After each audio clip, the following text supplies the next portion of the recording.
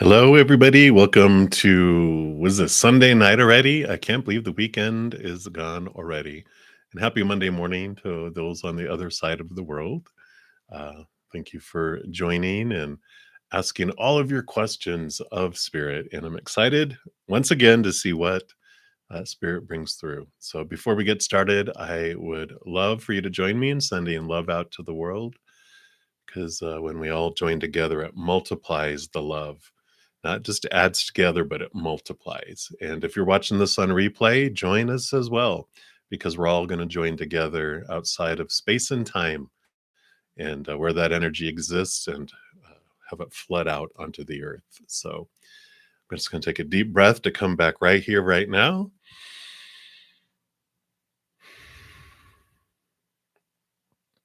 And just let that love just flow down like a waterfall into our hearts, fill us up, and flow out to the world. And if you are in need of love tonight, for your heart, for your body, your mind, a loved one, a situation, something going on in your life, we send you love right now.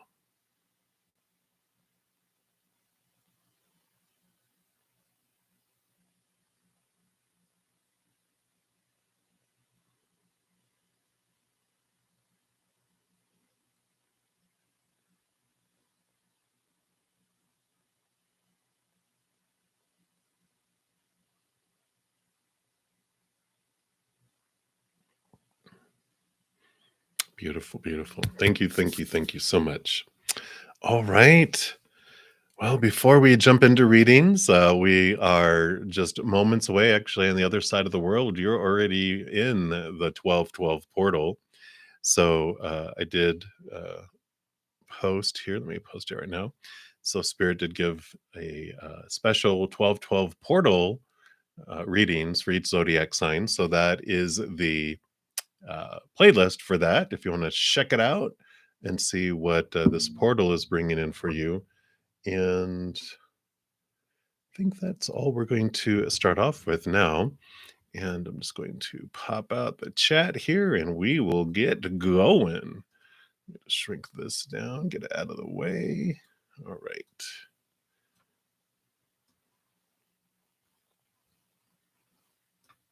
All right. I like it. All right. I think we are all set to go. So we'll start off with the free readings. And of course, if you want your reading prioritized, donations do get priority. So I like to make sure everyone knows that. And we will start with the first free reading, which is for Anya Ahuya. You want to know, actually, let me make sure I have the live chat on here instead. There we go. Much better. All right. So, is your crush crushing back on you, or is it all in your head? Well, let's take a look here and see what Spirit would like you to know.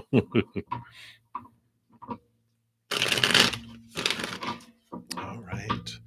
So, for Anya,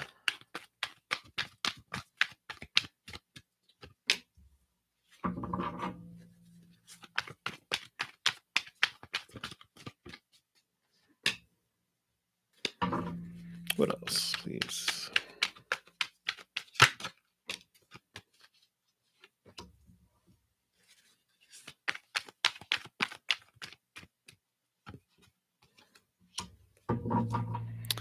Well, you do have the King of Swords, which is all about the mind, of the mind, of the mind. So it might seem that they are uh, saying that this might be uh, things that you're wanting to see in your head right now. And I know I wish it was a different answer. But you also have the Heart of Swords, which is the Queen of Swords. So you have both the King and the Queen of Swords, which is, what's in your mind, what are you thinking, right? And so that's kind of what is going on there. And I know I wish it was different there for you, but they do give you the Hanged Man, which is just while things are unfolding slowly in your life in the love department, it is happening on purpose for a purpose. You ever see like things are loading and it's taking forever to load, like on a computer or your phone. It's like, oh my God, come on. But it is happening on purpose for you because you do have the Five of Wands, which is about transformation and change of your energy from something that feels fearful to something that feels more loving and kind. And I feel like this is for towards yourself. And, the spirit and the heart of swords is about looking into your thoughts and your beliefs and your mindsets about you and your life and your expectations on you and the world and others. And it allows you to be free. And so this is what goes on while you're kind of hanging in the cocoon. I know it's a bat, but I always look at it as a cocoon, in that you're, working on your self-love, and you're opening up your self-love, because that's what leads to joy, leads to marriage, leads to fulfillment and celebration, is the release of those things. So, you know, um, so I know. I wish it was like, "Oh my gosh, they do." That would be a great thing, but you want honesty from spirit. So they're saying right now it's like focusing on you and moving in here, and that's the focus for you right now. So, I'm sorry, Anya. So that's what they have for you. Hang in there. Many blessings to you. Continue to crush. Crushes are great because they really are great mirrors to show you how you feel about yourself. So, really, take a look at that and see what comes back on there for you. All right. So that is what they have. Many blessings, Anya. So, Sio Shanta, you'd like a general reading for the rest of the month. Absolutely. Let's take a look here and see what they have here for you. All right.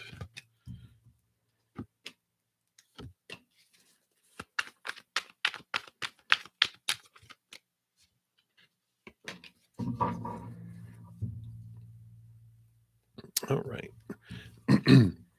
So for these last couple weeks, can you believe we're only like a couple weeks away from next year already? So you do have the Two of Wands here, which when you look at this is our power of choice. Whatever we focus on is what grows in our life, and it expands. And so they're showing on one side, if we focus on our fears, fearing disappointments, and maybe disappointments we did have, because the Five of Cups is focusing on our, the emotions that are uncomfortable, that are related to fear, sadness, betrayal, et cetera, et cetera. When we focus on those grow. And so, but they also want, if you focus on expanding your worth and how you relate it to the outside world, and you focus on gratitude and thankfulness, then new opportunities move in the outside world. Otherwise, we keep attracting the old, the old crows here. You can see there's both right here. They're both looking, going, what? If we focus on it, then it draws them closer. But if we focus on this instead, then this energy, it doesn't attract them. There's not that magnetism, and they drift further away. So I feel like for the next couple weeks, that the focus that spirit would like is just focusing on what uh, what you do want in your life, what you're grateful for, on love, laughter, joy, gratitude, just what you want to have in your life, and then that expands. And otherwise, it does attract more fun disappointment and wonderful, delicious feelings related to fear. Which there's nothing wrong. You know, we have a power of choice every moment where we expend our energy and our emotional energy, and we experience it. And we choose what emotion we want to feel, and we choose what story we put to things. There's neither right nor wrong. They just feel differently and impact our life and our body and mind and heart differently. And what's wonderful is when we're tired of feeling one way, we can choose another. And when we're bored of having bliss and happiness in our life, we're like, hey, I want a little drama. We can switch over. And so we have this beautiful power to go, you know what? Today's going to be a dramatic day and I'm going to enjoy it. but then I will choose to go back to the other way tomorrow, the day after. But I like that for you, see, Shanta, because it feels very empowering for you. All right, but that's what they have. So many, many blessings to you. All right. So, Daisy, you are up next. I like it. A random thought. Will I be famous someday? Will I be well known? Let's take a look here. What if they just say yes? And you're like, for what? I don't know. Is it going to be a good famous or a dramatic famous? You know how it goes, right? Let's take a look here.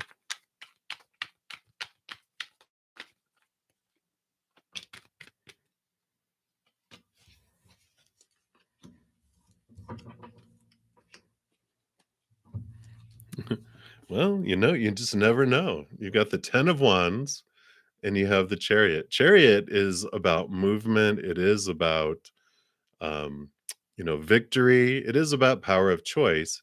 And you have the 10 of wands here too, which could be harvest, like you look at how much you harvested, or look at the burden. And I feel like Spirit's saying, are you sure that is something that you desire to have?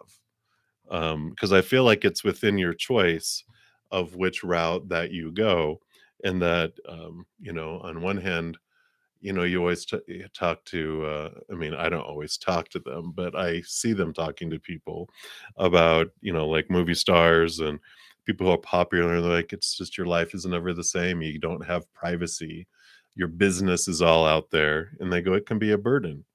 And here's the emotional head in the clouds and all the confusion that comes with all of that. And the Six of Pentacles, though, in relation to the outside world, it's a possibility, because it's you have so much, you have enough for yourself, and you're able to give to others as well.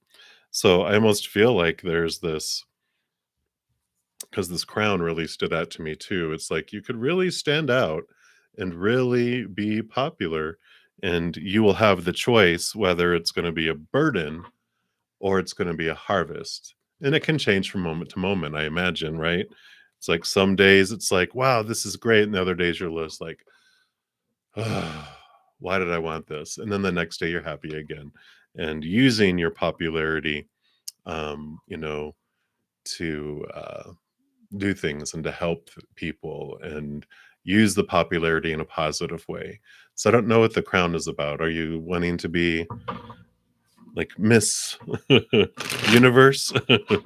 But I just feel like there's this possibility of where you choose, if you choose um, so to be so.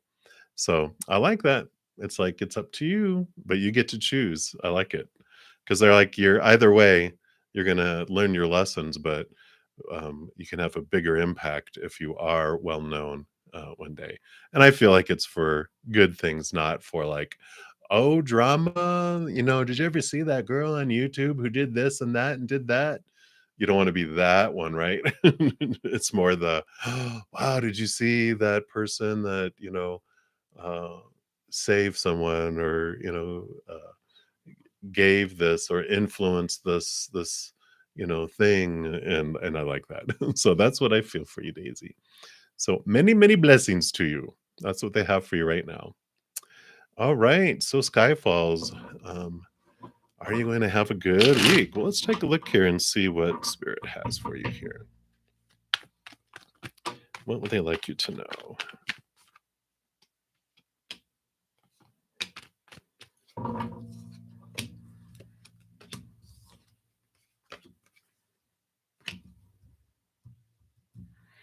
Well, it looks like a slow and patient week, letting things unfold this week, um, which is good. I feel like, and I, yeah, because the Hangman can go either way. If I see cards that are about movement, movement, movement, then it could be that the patience time is over and it's time to act. But I really feel for this, it's not. You're just kind of letting the week unfold, going with the flow, not trying to make things happen. because you do have both the Spirit of Cups and the Spirit of Pentacles, which is the King of Pentacles and the King of Cups. So there is also this significance of some individuals being in your life here. Um, but the King of Pentacles is about recognizing your worth, and the King of Cups is about balancing your heart and your mind. And so I really like this because it's almost like you're kind of sitting back. I talked about at the beginning here when this card first came out. This is like kind of being a cocoon. You're kind of like watching the week unfold, seeing how you're more about your worth in relation to the outside world and balancing your thoughts and your emotions as well. And so I like that. It seems like a good week. It's one of those weeks where you're kind of to yourself a little bit. You're interacting, but it's more laid back and just going with what the flow is. And I feel like you see this 5 of Wands.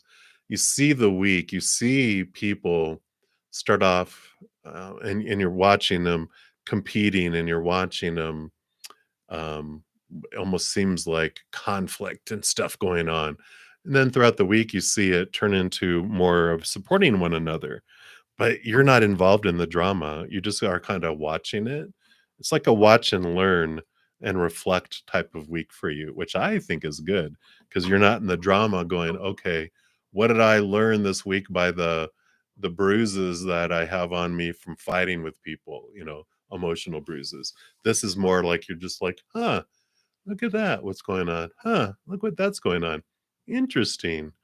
Is that what I look like when I do that? And it's like you're really learning a lot about yourself with what's unfolding. And so I really like that for you, Skyfalls, because it seems like a nice, calm, flowing, smooth week. As long as you don't step out like that 5 of Wands is like the storm is raging around you, but you're in the eye of the storm where it's peaceful. But if you get too close to the edge and grab onto something that's like bright and shiny, then whoosh, you get sucked out into it, right? So I like the awareness around this for you. There's nothing wrong with somersaults in a storm. We do it all the time. But I feel like this week you have a great opportunity not to. So that is what they have for you. All right. So many blessings to you, Sky Falls. And then Catherine, you are up next. So Catherine, 1111. Is your twin flame feeling anything on an emotional aspect in the flamey connection? Like his feelings towards you, is he getting awakened with the connection? Let's take a look here and see what we've got going on here. I'm not sure if you checked out my pick a card that put out last week. In fact, let me just post that while I'm thinking about it. Obviously, that's why I'm thinking about it. I'm just going to post it down here in the chat. There it is. And this does have to do with messages from our soulmate, our soul partner, or twin flame, and it talks about the difference between all three. So if you haven't checked it out, if it resonates, consider looking at it. So I'm getting the Hermit card right off the bat for them, which does show that they're doing inner reflection and they're on their inner path. So I feel like they are doing some sort of awakening. And well, you have the 8 of Wands, which is a lot of fire, a lot of energy, a lot of passion that's flying in there. So I feel like there's a volcanic eruption happening underneath the surface. Let's see what else they have for you here. Yeah, and then the High Priestess. So they're definitely on this, when you have the Hermit and the High Priestess, this is so much about people who are in the process of taking a step back, going inward and upward and behind the veil and down into the emotions and the subconscious and the unconscious. So there is a lot of inner activity going on. And they have the 5 of Pentacles that comes up here too. And the 5 of Pentacles is about this change of their worth in relation to how they look at that worth in the outside world more about their sustenance, though, more about moving from feelings or feeling abandoned, feeling out in the cold, feeling left behind, and that they have been let down by the outside world and they have this fear of the outside world letting them down and not giving them what they need in each moment. And they're transforming on this inner journey to realize that they get their sustenance from a much higher source and that humans are just the delivery company that brings things in. So let's take a look here. Any emotional aspect of this? Feels like there's a lot of thinking going on so far. Okay. So Page of Wands, fire, new, new ignition that's going on inside of them. So definitely I feel like the volcanic eruption's about to happen. Yeah. And then they have the Four of Cups. So there is this emotion that's going on underneath the surface, but there's the higher love that's tapping them on the shoulder, something that's more drawing them upward. So the combination of all these, I do feel like there's ignition of the twin flame, which is very fiery. I mentioned in the pick a card video, I think I do, about a twin flame is on both ends of the spectrum of emotion. There's deep, fiery passion, which is you go deep, deep, deep into love and deep, deep, deep into passion. And, it's like you almost catching on fire of the amount of, whoa, you just can't help. It's almost animalistic that you just can't stay away from one another until the other extreme ignites and you become more like two Bunsen burners, like your two flasks on, and you each are the flames underneath each other, and you're burning your butts because they're flaming up to have this inner transformation go on. And with that inner transformation happening within them, I feel like there's been some that started because the twin flames are so much mirrors that you are chained to. You can't get away from it. And they are going to make sure that you see what you need to see about yourself. And there's no way out, away from it. It's like you chain each of your um, journeys to each other for the lifetime before you come down here. You go, "Are you ready? You ready? All right." And you guys are handcuffed to each other, and you're like, "Let's go." And it's going to be fun. It's going to be hot and it's going to be flamey and it's going to be fiery, though. So I feel like with all those cards that he got, that he is in this emotional aspect is there's fire burning up. And if it hasn't made its way out yet, the volcano's about to erupt and you're about to see some lava flow out of their mouth. And it's like, oh. And then when the volcano comes down, then there's lava that flows out of the heart, but it's usually a fluctuation that goes back and forth. That's why people are like, twin flame journeys are, I think, extreme is a good word for them. But that's what they have for you, Catherine. So be sure to check out that pick a card. I think there's going to be more information there for you as well. All right. Absolutely. You are welcome. Thank you, Catherine. And you're welcome, Project Skyfalls. All right. So moving down the free readings, we are to random 30 XYZ. And you're like a general for the coming week. And I am being drawn here to the Ask Your Guides oracles. Let's see what your guides have for you to say. So random.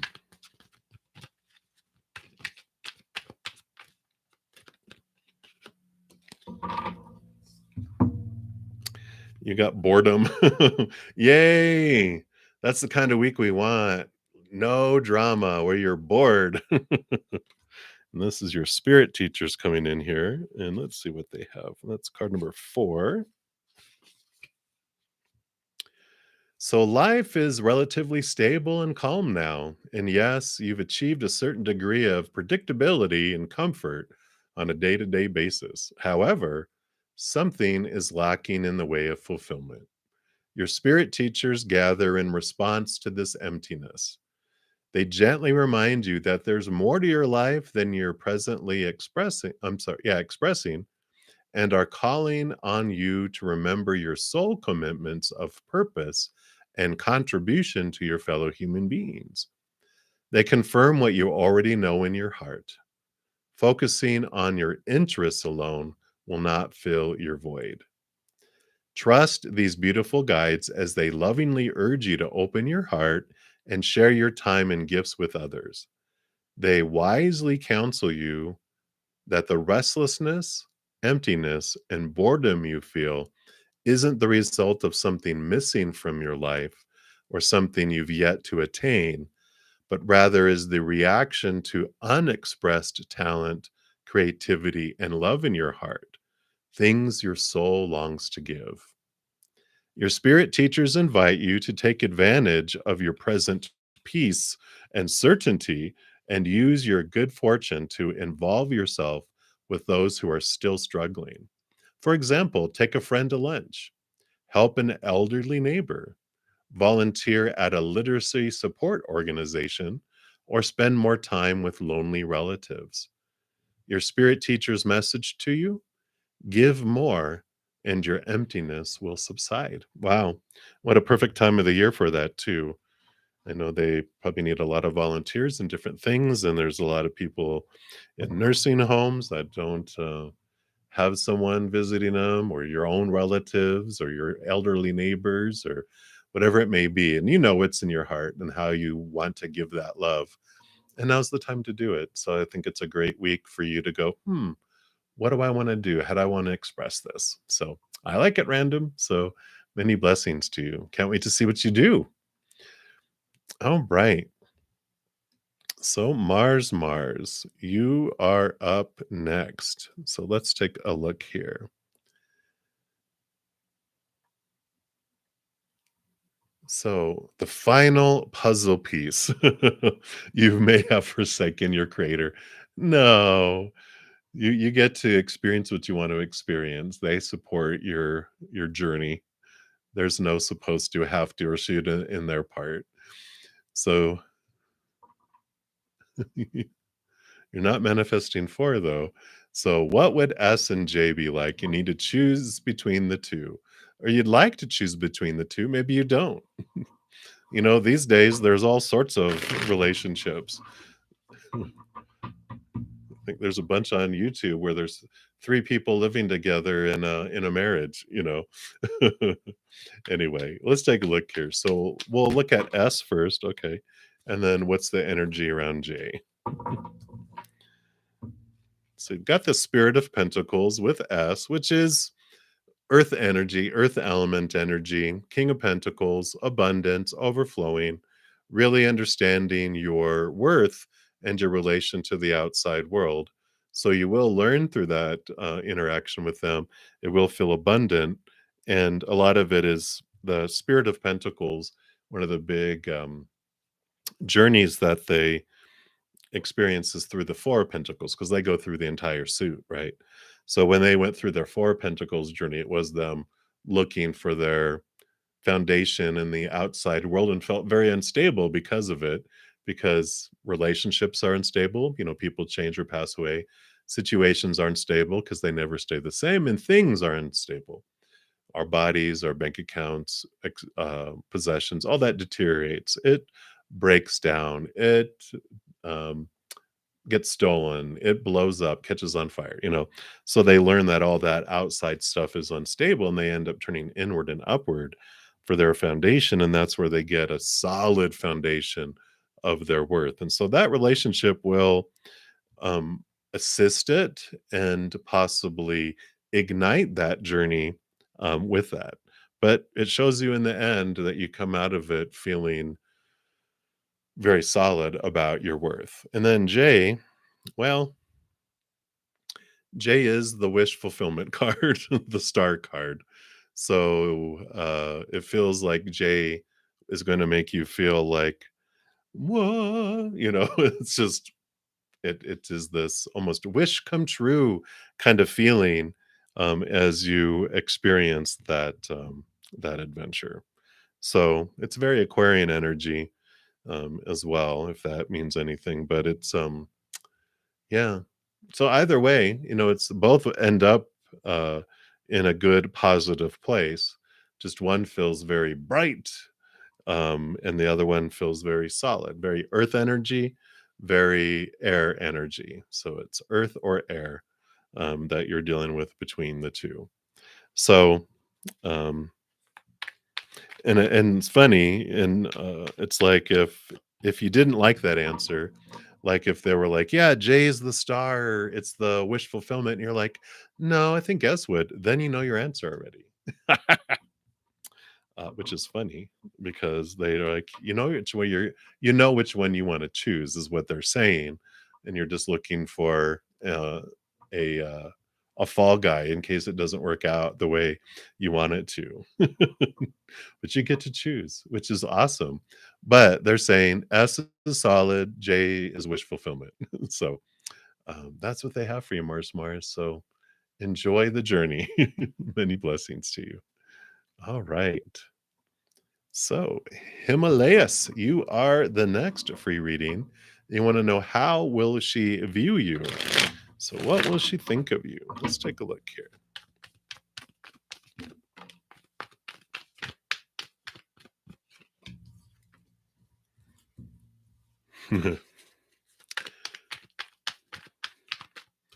I know I shouldn't make any reaction until you get to see the cards either, but that's why I'm the reader. I get to do that. I get to see everything beforehand. It's all good though.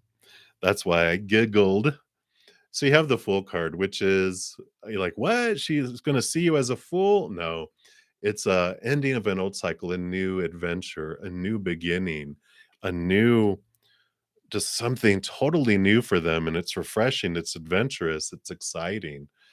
And so I really like that. They see you as like a unicorn, something completely new and different than that they've experienced before, but they want it and they really like it, and which is great. And you have the Sun card too. That's what I giggled at. Well, the Fool card is what I giggled at, thinking, "Oh, she can think I'm a fool." No, but then the Sun card came out, and then I was really happy about that because this is one of the most victorious, bright, sunshiny cards you can get, and so they do see you as bright like a sun. It is the Sun card, and um, oh, I'm sorry, this is the Universe card. I thought it was the Sun card. So there is that sun energy, but that's the same message of this then, because this is the ending of old and the beginning of new. So they do see you as the ending, moving into the beginning, but I totally also saw this as the Sun card, which is beautiful and brilliant. Um, and it's great to have there. They also see you as someone with the Sky Father as someone who is very in charge of their life, and they don't let other people push them around, tell them who they're supposed to be, should be, da da da da. You're commanding. You're not demanding, but you're commanding. People respect you, and they respect what you are, doing that.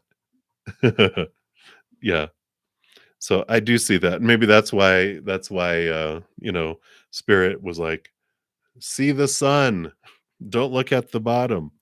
Um, but I like that.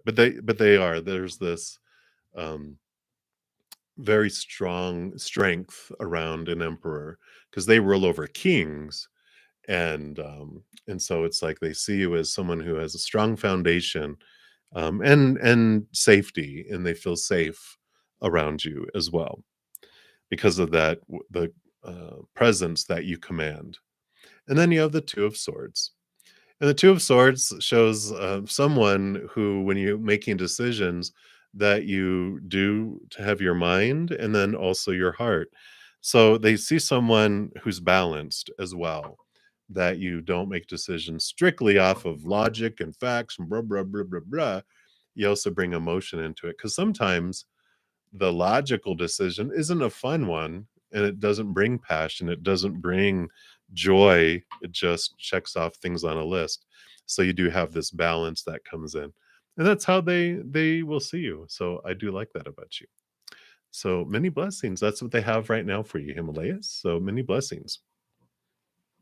All right, moving on down the list. You are very welcome. Right. So Anjali, the Virgo. Hello. So will your first meeting, how will your first meeting be with your soulmate? All right, let's take a look here. And if you have not checked out the pick a card for messages from your soulmate, soul partner, and or twin flame, check it out. Check it out. There's some great information in there. And possibly it's messages from your current soulmate or your soul partner, or if you have a twin flame journey going on. Let's take a look here. So I like this. I mean, for a first meeting, you have 10 of cups, overflowing, beautiful, satisfying emotions, right? I mean, beautiful. And then you also have the spirit, nope, the heart of wands, the queen of wands, which is passion, which is uh, very well. It's very bright. The queen of wands energy, like if it was a person, when they walk into a room, people see it because they glow. They're able to really super focus their energy and get things done and have movement. And so, with this representing your first meeting, it feels very powerful. It feels very um, like focused. It feels very pointed, not all over the place. It feels very on point, is what I'm hearing. And you have the strength card here too, which is also that there's this awareness of your human self and your higher self. And I kind of feel like this is like just more of like those two cards were about your meeting, and then this is your higher self saying, in the meantime, while you're waiting, I'm the one that you've been looking for. I'm really your soulmate. So your higher self is trying to stress the importance of inward and upward and grow your self love and your connection to your higher self. Because when you do that, it opens up your ability to love others more and receive love from others more. But if we have our self love is still, very small, we only can give a little and receive a little of love. And so they're saying, in the meantime, while you're waiting, really develop the strong relationship with your higher self, because that one will speed up the meeting, because you're raising your love vibration to raise it where they're raising theirs, so that you guys are ready to meet. Otherwise, if things were flying now, you guys would miss each other. And so they're trying to bring you guys onto the same level of love vibration, so that you do attract one another instead of repel one another. So I do like that. So that's what they have for you right now, Anjali. So many blessings for you. All right. So a star, M. Lee, you are next. And do you like any unexpected things coming in? Well, let's take a look here and see what Spirit would like you to know. What are the unexpected? You're very welcome, Anjali. All right.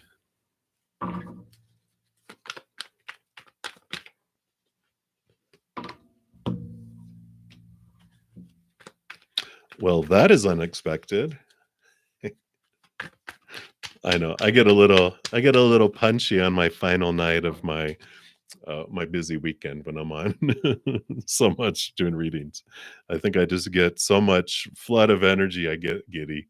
So I like teasing you guys. So this is unexpected. Four of Pentacles, a very solid foundation and wish fulfillment coming in. And I do like that. You even have movement of swords, which would be the Knight of Swords, and it's changing of thought and belief and mindset. And this is really what triggers these things. So as you continue to look at your expectations around yourself and the world, and you start to really look at, what am I fearing? Why does that bother me so much? Why am I spending so much energy trying to live up to this long list of things, the supposed to and the should and the need to and the have to and the must? It's like, ugh, it's almost exhausting. And the The Knight of Swords quest after higher truth that allows you to go and set yourself free and release those things. And with the release of these yourself from this cage of expectation, then the wish fulfillment comes in because we're not holding it back. We're not blind to it. Sometimes when we have a lot of expectations, which we all are given as we grow up, it just, when we're born, we're like, "Ah, look at the world." And then we hit like 2 years old and all we hear is no, no, no, no, no, no. It's like the word we hear the most when we're toddlers, right? "Don't touch that, don't do that, no, put that back, that's not a toy, blah, blah, blah, blah, blah, blah, blah, blah, blah, blah, blah, blah." We get all these expectations that out of punishment, we create so we don't get punished again, and then we get praised for doing things right, we put more rules until we're like this, but our wishes are out here, and we can't see it out here because these expectations blind it, but the more we do it, the more solid we feel, and then we have all these wishes. uh, our life just feels so much more full than it ever has before. So I like that unexpected thing coming in because, we usually were like, okay, what's going to come in and blow up my world? But you're just like, wow, it's actually the opposite. You are doing a lot of great reflection on your fears and things are falling away, opening joyful things to come into your life. So I like that unexpectedness. And that's what they want you to know right now. So many blessings for you. All right. Angel Bliss, you'd like some divine guidance. Absolutely. Let me take a quick sip of my tea here. All right. You are very welcome, a star. And Angel Bliss, we're going to use the Ask Your Guides Oracle. Let's see what they have for you. All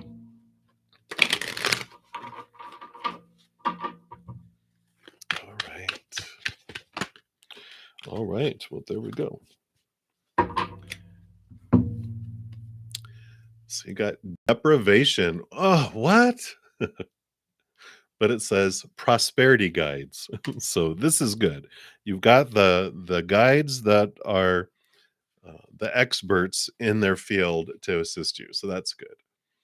So it says whether because of a sudden change of circumstances or long held patterns of lack, you may find yourself feeling overly concerned about your finances and security right now.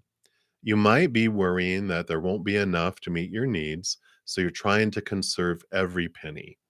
And your fears may even cause you to unconsciously seek others to reassure you or guarantee your needs in some way.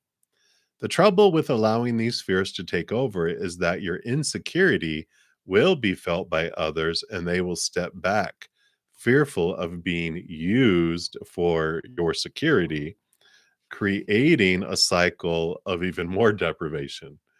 The circle of fear and lack dries up the well of prosperity even further.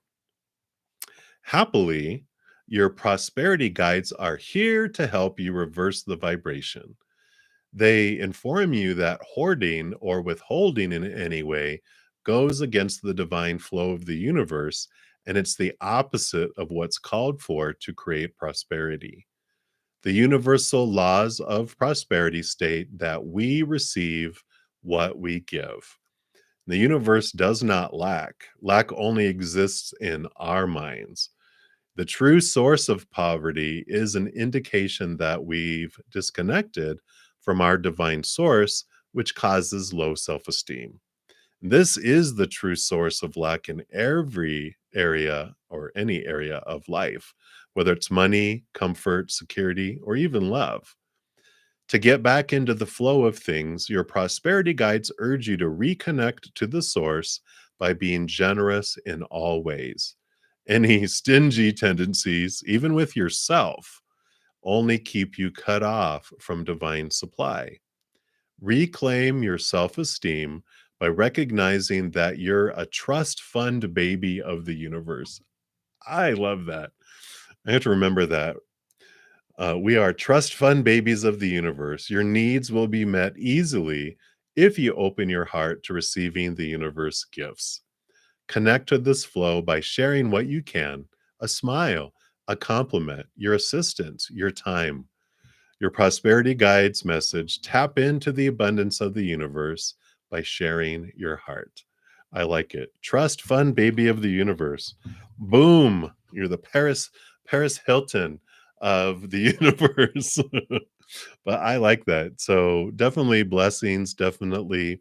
And I really, what stood out to me is that especially being stingy with yourself. I feel like you are pretty giving and you'll probably give to yourself last.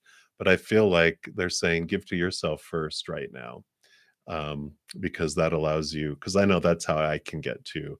I'll like bring my spending down to like bare bones and not do a whole lot. And then that's when it feels like poverty. It feels like lack. It feels like things. And then I'll be like, oh, look, a Hay House uh, card sale. And I'm like, I'm gonna buy me some cards, and then that changes the flow because you act as if you are the trust fund baby of the universe. So I like that.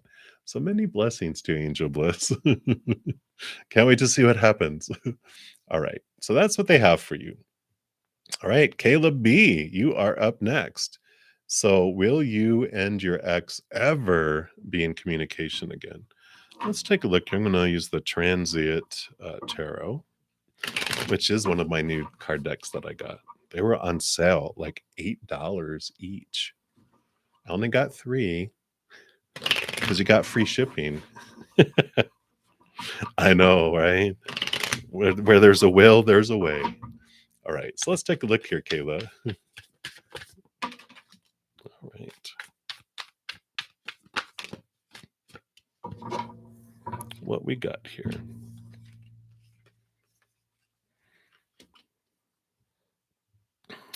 So you've got the Crown of Coins, which would be the King of Pentacles in the Standard Tarot. You also have the Devil card, which is represents like Saturn energy, Capricorn, where it's all about the work. And the big work that the King of Crowns does is it works on its self-esteem in relation to the outside world. You know, what's its worth in relationship, and it big thing that it goes through, especially with the Saturn, is it questions your thoughts and your beliefs and your mindsets about who you are, what you deserve, what other people are supposed to be, what's a relationship supposed to be. And so there's this, with those two cards together, there is this shaking of this, with your relationship. And they're basically saying this happened on purpose for a purpose. And the scissors cutting the string here are really standing out for me, which they know it normally hasn't.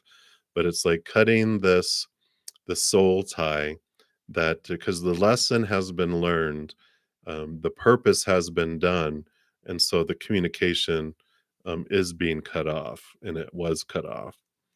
And but it's happening for you. That's the biggest thing, is they were the mirror that they were. You've learned what you well, awareness is coming, with your interaction that you had with them, because you also have the Four of Swords, which is peace of mind and mental stability coming in as you release these expectations. These were all the thoughts and the beliefs and the mindsets, the heartache that we experienced, the disappointment we experienced. This is the Ace of Swords, beautiful butterfly. This connects us to the unconditional love of the higher realms. It allows us to truly see your worth. It allows you to truly see who you are, and it allows you to see these as those small t truths that are related to the fears of losing an outside conditional love. And this is turning you inward to find this unconditional love that you have. And then you're able to cut those away. So they were a mirror for you to see how these outside relationships aren't what they're all cracked up to be, right? They, um, expectations equal disappointment. These things, these ways we were looking at, where we're supposed to get our fulfillment, always lacking in the outside world, and so that we get disappointed enough in the outside world where it turns us inward and upward eventually when we stop being stubborn. I know we all are. We're a stubborn race. Eventually, enough of it happens where we're like, fine. And we start releasing those and move inward. And then we're like, wow, look at the world. It totally changes. So I don't feel like you'll be in communication again with this ex because I feel like the lessons that were learned, you have a great memory. You won't be able to forget the things, even though we can forgive and let the wrath go around things that were said and things that were done. S- Uh, Steel trap. It'll be always, this is like what they did before. Yeah. And so it's good to have a fresh start with all these new, beautiful awarenesses that you are coming out of it with. So um, I do like it for you. They were a mirror on purpose for a purpose, but their purpose, I feel, is done. So that's what they have for you. So many blessings to you, Kayla. All right. Hey, Jalen. I read some of your comments. I just haven't had a chance. I saw them right before I went live, so I will comment. I will reply. I love what you were saying though, so I like it. All right. So Janu 1430, you will be up next. Yes. So, does your Capricorn think about you and want to reconcile us soon? You are in Aries. Fire! Let's take a look here and see what's going on here with Capricorn. Do they think about you and want to reconcile? Well, they are definitely thinkers, so we can probably guarantee they're thinking. I'm not sure what about. I'm a Capricorn rising, so I know. All right, let's take a look here.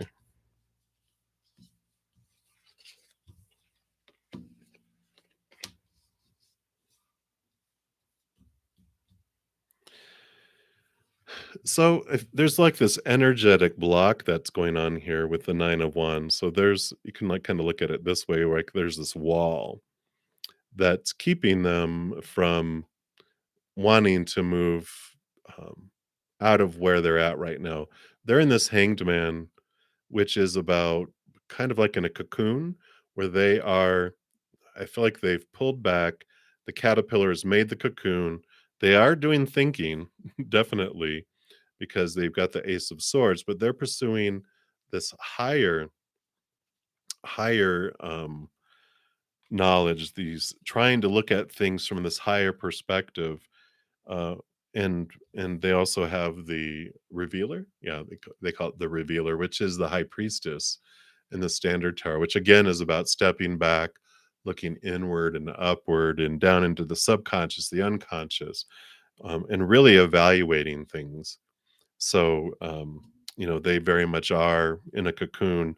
And like I said, that 9 of Wands feels like a big wall that they've built around themselves, and they're really looking into their emotions. There's so much emotions that they're kind of evaluating and looking into. It feels like there was codependency in the relationship with this, and so they're looking at the tendency to overgive, or if when they can't give, that they'll give to someone else, and they're looking at just what all of this emotion, everything that they experienced. And so they really are on a huge shutdown, they're on lockdown. Um, and so they're just evaluating all these things. Again, there's this wall that's up there.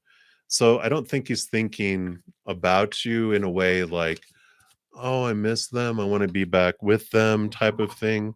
They're more analyzing, that Capricorn. I mean, you lived with them probably, right? Or at least you spent a lot of time with them. You're like, oh my God, in the head, thinking, thinking, thinking, overthinking, rethinking, unthinking, super duper thinking. And that's what is going on. And they have the Three of Pentacles too, which is about them really staying true and wanting to stay true to their authentic self. So, yeah. And they got the Judgment card too, which is about um, it's double endings and double new beginnings, but it's being called, to this higher place as well. So I feel like that's what's going on with him there. He's so stubborn, not talking about his feelings. And while I don't feel like um I just don't feel like there's this. Yeah, okay. So they have the death and rebirth card. So what I felt, because I was about to say, which I'm like, thank you. They were, saying that I don't feel like it's not constructive use of your energy to put it towards um, reconciliation. It's like, no, you know, there, you learned what you need to learn, and what you can do while you're waiting for the next beautiful adventure to unfold is really look at what did you learn when you looked at them as a mirror, because that's what they're doing. They're reflecting, going about themselves. And so even when you say like, "He is so stubborn," you can go, "How am I stubborn?" Because that's what I look in the mirror when I saw him. How are my thoughts stubborn? How am I stubborn about myself or toward myself or towards others? How can I look at that? And then, not talking about their feelings. It's like, what feelings am I not talking about? You might talk about a lot of feelings, but what feelings are you not talking about? And that is where you can have some transformation to prepare you for the next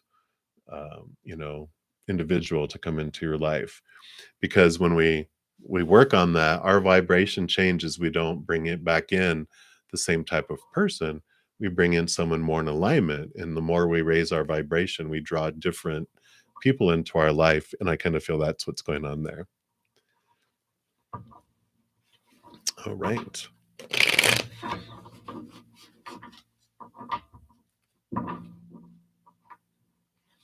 Yeah.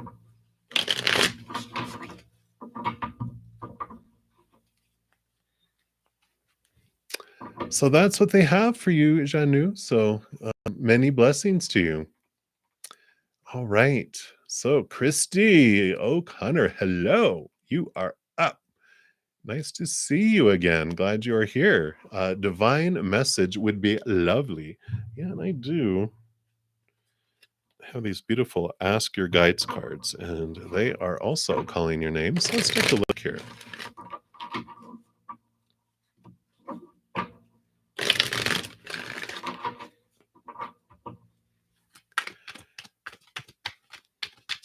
So, what would they like you to know today? What would you like for Miss Christie? There we go.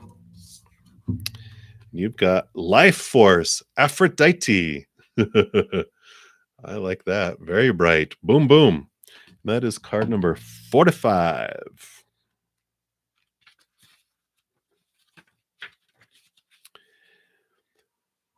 Whoa. So your sexuality is awake and on fire, and your lust to your appetites are in search of satisfaction. You're attractive, seductive, and powerful, and a green light of availability to a partner is flashing. This is what makes the world go round, and nothing is more intriguing and exciting than your life force asserting itself. The key to enjoying this fiery essence is containment. It was going so good. You must control and direct your life force energy rather than allow it to control and overwhelm you. Otherwise, you can become mindlessly addicted to your senses, which can be debilitating and enslaving. Delight in your sensual self, but be discriminating about where it leads you. Use your judgment. Raw life force is best partnered with reason and the greater force of love to bring you to the heightened state of ecstasy you seek. Trust the sensual goddess Aphrodite as she unleashes your passions, but respect her as well. Her message for you: use your fiery passions creatively, not destructively. So I like that. I feel it's more them saying, it's okay to feel this. It's okay to engage with your passions and allow yourself that. I don't feel like you need to be reined in. I feel like she's kind of nudging you out. Um, so I do like that for you. So that is the divine message for you for today.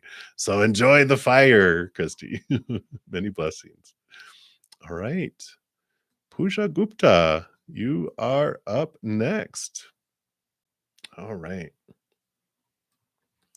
So, what's Naman feeling about you and his next actions towards you? Very good, very good. Hello, hello. I am doing very well, thank you. Thank you so much for asking. So, let's take a look here and see what are their next actions and what are their current feelings. Okay.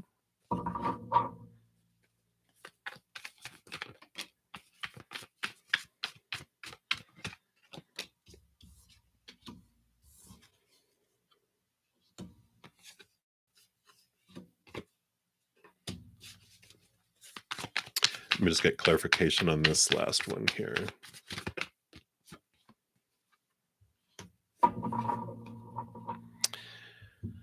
Well, Naman here, they seem to be going through this rebirth, ending of an old cycle. Things like are transitioning in their life and they're all this direction. It's like they have this switching of things. Like something ended, like I feel like multiple things have ended that have required them to go and change course on things.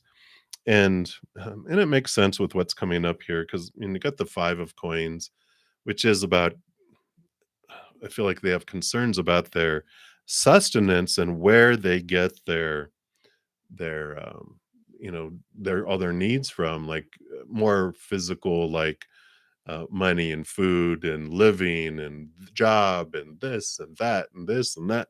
I just feel like they have all this stuff that's going on out there. And so they are seeking after the stability in the outside world is what it comes down to. And I feel like their world became unstable with some sudden changes and some things that almost feels like the carpet was taken out from underneath them. They're like, whoa, and they're trying to recover from that. And there's something about the 6 of cups, it's the nostalgia. It's like the past has come back. And I feel like not like their past has come back to haunt them, but it feels like their past has come back to haunt them, where things from the past seem to have um, sparked, and things that they kind of feared have resurfaced. And it's like almost like childhood fears, but I know as an adult, but it's like it's rippling from when they were younger. And they have this temperance card here, though. So it's like things are slowly balancing out, things are going back and forth.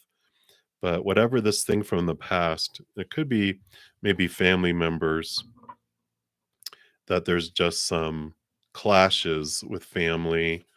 Um, Not like immediate family. I feel a lot more like uncles, cousins, that type of thing, like something to do with business and property, just all this stuff that made their outside world feel like it's crumbling, and they're having to readjust a whole bunch of stuff. So, when we're talking about their feelings about you and their next actions, that's like everything within them as far as emotions towards others romantically is on hold as they're trying to just recover and get back to this place of uh, feeling secure in the outside world. Then they'll come out of fear. Then the heart will activate again. But right now, it's like patience. It's slowly recovering there. So if you care about them and are interested in them, then it's going to be taking some time for that to come back around. But while you're waiting, whenever we're pausing, we're in the waiting room going, when are they going to get here? We can work on our self-love and expand that, because the more we expand our self-love, the more love we're able to give and receive from someone. But it also speeds up the outside world, because pauses happen both for the other individual and us to raise our vibration and to make it more in alignment with where we want to go. Not doing what we always did and get what we always got. We're evolving and raising our love vibration for ourselves. So that's what they have for you right now, Puja Gupta. So hang in there. Many blessings to you. Hey, Miss Irene. Hello, hello. You are welcome, Christy. All right. So uh what should I do to stop your neighbors from trying to kick you out? Let's take a look here. See what spirit would like you to know.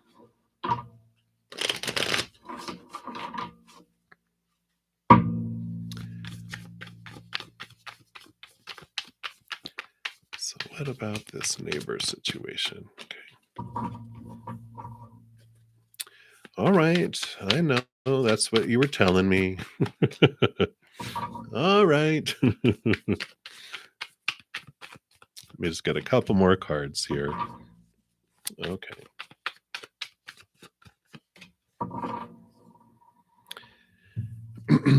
So the Wheel of Fortune has popped up here, which is fate.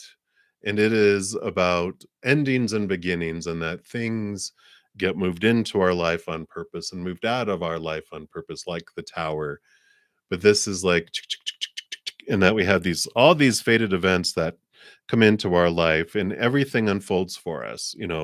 Like even this situation is for you in some way. You may not realize it now, and it doesn't feel like it now. It doesn't feel fortunate because our human side is freaking out about, why are you trying to throw me out of my house, or getting out of here, right?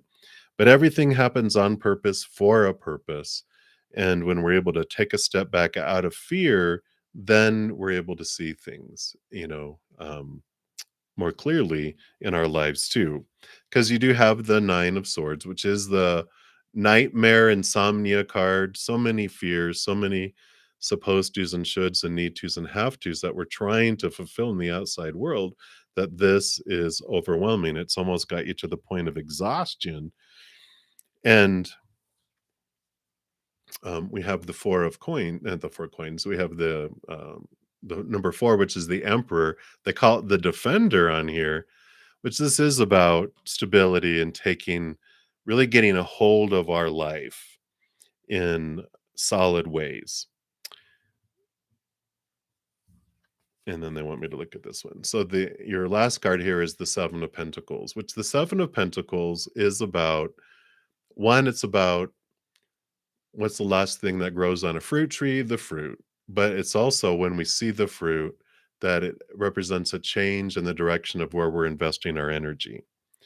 And sometimes, especially with fated events, when we're having altercations with other individuals, they are being a mirror for us, showing what we want to see so that we can move more along our fated events and where we want to be in our life. And so you can ask yourself the question, why am I trying to get myself kicked out? And just sit with that and go, how is that true, that I want to be kicked out? Because that's the energy that's coming from them, right? And so they're a mirror to represent that. Why am I wanting to get kicked out?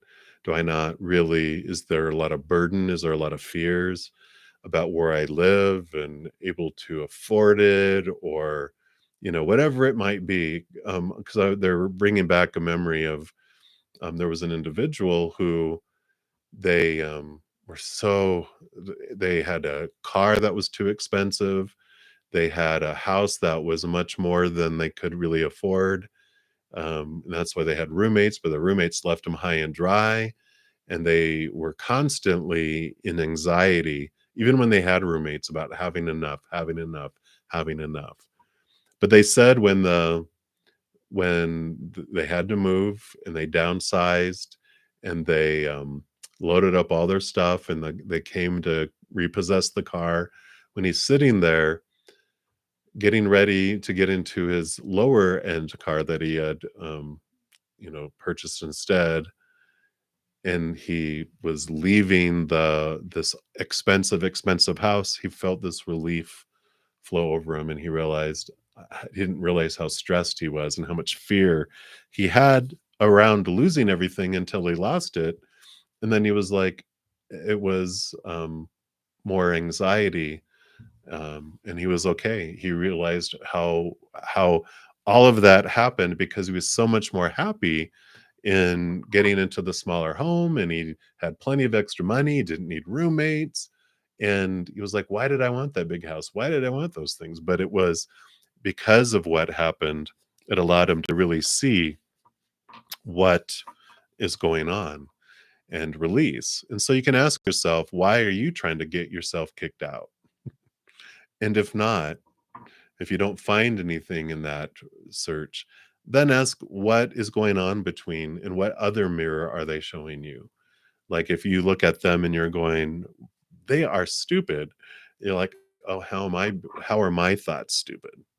Look at the mirror. Whatever you're seeing reflected back from your neighbors is them trying to show you something that you wanted to see about yourself until you see it. And that is what Spirit would recommend for you now, is to look at that, because it's going to give you total new perspective instead of feeling like you need to be on the defense, like the defender. You can go, oh, they're doing this for me. So what am I learning through this? It's not happening to me. It's happening for me. What did I want to learn from this? And I feel like that's what they are, advice they're bringing to you right now. So that's what they have here for Miss Irene. So hang in there, and many blessings to you. All right, Brenda, you are up next for the free readings. You're welcome, Bouja. All right. So, Brenda, oh, I lost you. Where'd you go? Oh, there you are. All right. So, was the bariatric surgery a primary cause for your husband's health issues? We'll see what Spirit has to say. Of course, whenever we ask health questions, I always have to say here in the United States that tarot should not replace licensed professional advice, or legal counsel, um, psychological counselors, anyone who's licensed. So that is the disclaimer, and it has been said. All right. So, was bariatric surgery? What would your husband like you to know around this?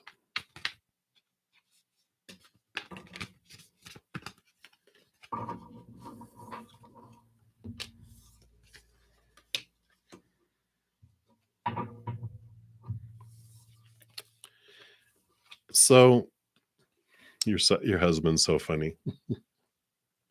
He's like,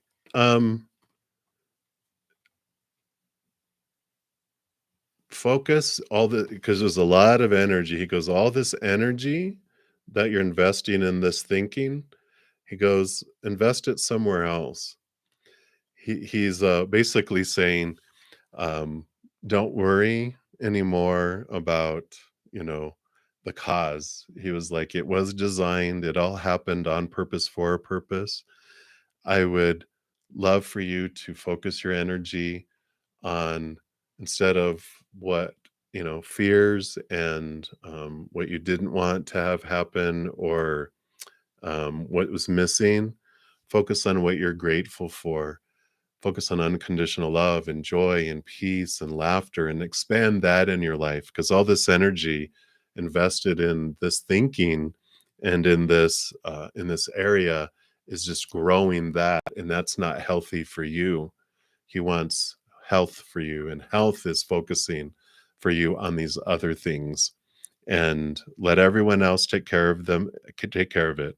He says, if there's an investigation, let the investigators handle it. Whatever they determine, just let it be. You are hurting your health by expanding the fear, expanding this energy. And he's, with that Ace of Swords and the Ace of Wands, he's like, focus on new thoughts, focus on new energy. not on the old, because it just whatever you focus on, you send a lot of energy to, and it expands it exponentially. And so he's gently and lovingly saying that he would rather you focus your energy on those things for your health because he cares more about your health. He goes, I'm gone. I'm out of that body. That body, it was a lemon. He was like, it broke down and I drove it crazy, I know. But it broke down and it's gone. It's in the junkyard. I'm here though, and I'm always around you. I'd rather you focus your thoughts and your energy on these things of light and love to grow instead. So that's what he's saying. He didn't want to say anything else. He's like, no, this let's focus on this. That's done. Focus on this. He's doing all that with his hands. But that's what they have for you, Brenda. So, he's always around you. So go ahead and cuss him out if you want. But that's what he has for you. So many blessings. All right. You are very welcome, see you, Shanta. All right. So, Renard, you are up next. And will Nicola, sorry, and you get married? Let's take a look here.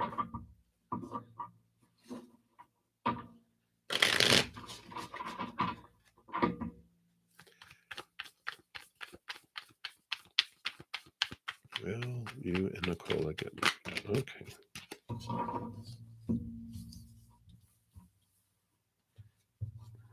right. Can you give me clarification on this there?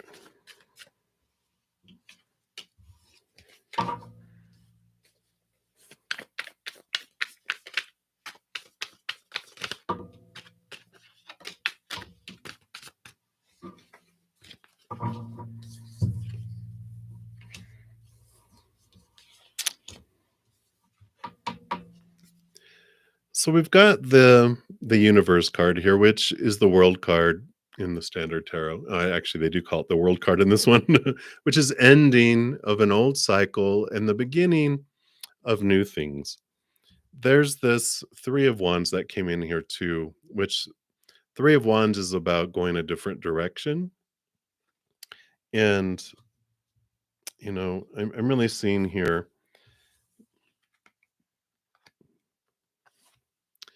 with the Ten of Wands, it seems like there was a lot of energy invested and a lot of emotional confusion, just like a lot of stuff that was surrounding or is surrounding this interaction with them, right? And it's like Spirit is showing here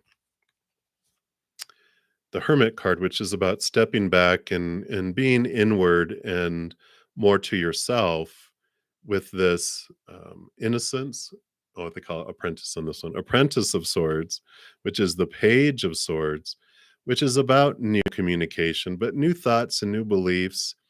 Really, this time of looking inward and cutting away old fears of losing conditional love and like the roles and stuff that are around relationship, who you are supposed to be, who someone else is supposed to be, what a relationship overall is supposed to be. And I feel like that this doesn't lead, you know, at least at this point, it's not pointing towards marriage. It's pointing towards inner reflection and that things kind of go a different direction. There's a lot of energy that's just almost to the point of exhaustion around so many emotions, so many things going around. It just feels like a lot of energy is being poured into like a black hole. Like it just feels like it's not doing any good and it's not going anywhere. And so it's like Spirit is saying, yeah, it's because these things are headed off in a different direction. So let's see if there's anything else here. Yeah.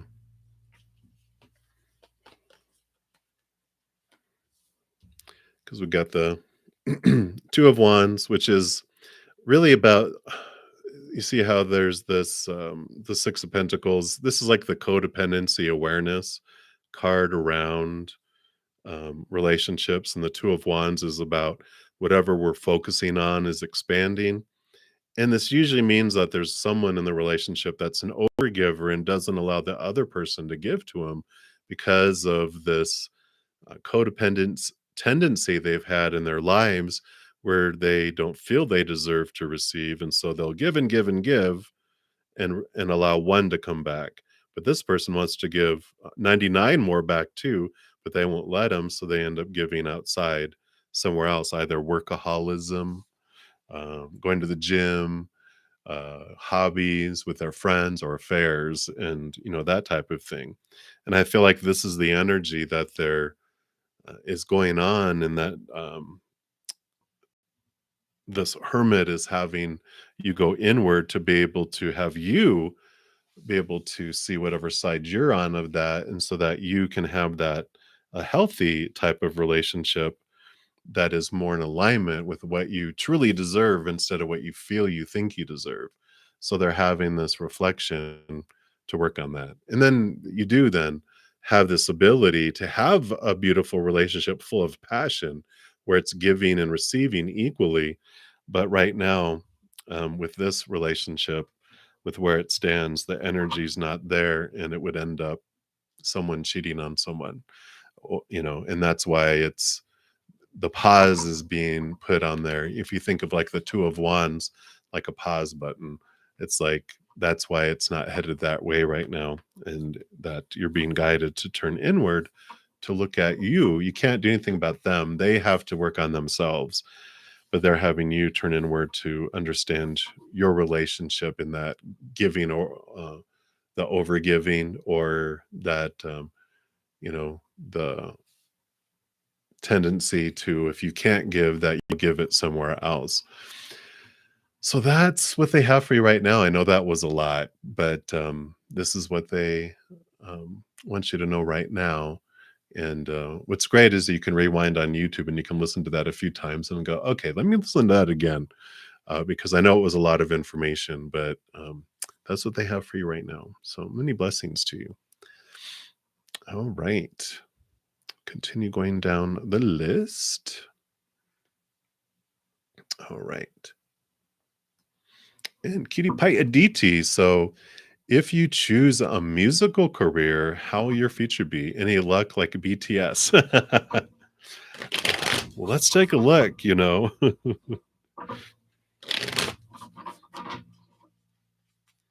Are you going to be like a part of a group, or are you going to have a multiple personality and have all those members of BTS? That might be interesting. Each of your personalities sings differently. Let's take a look here.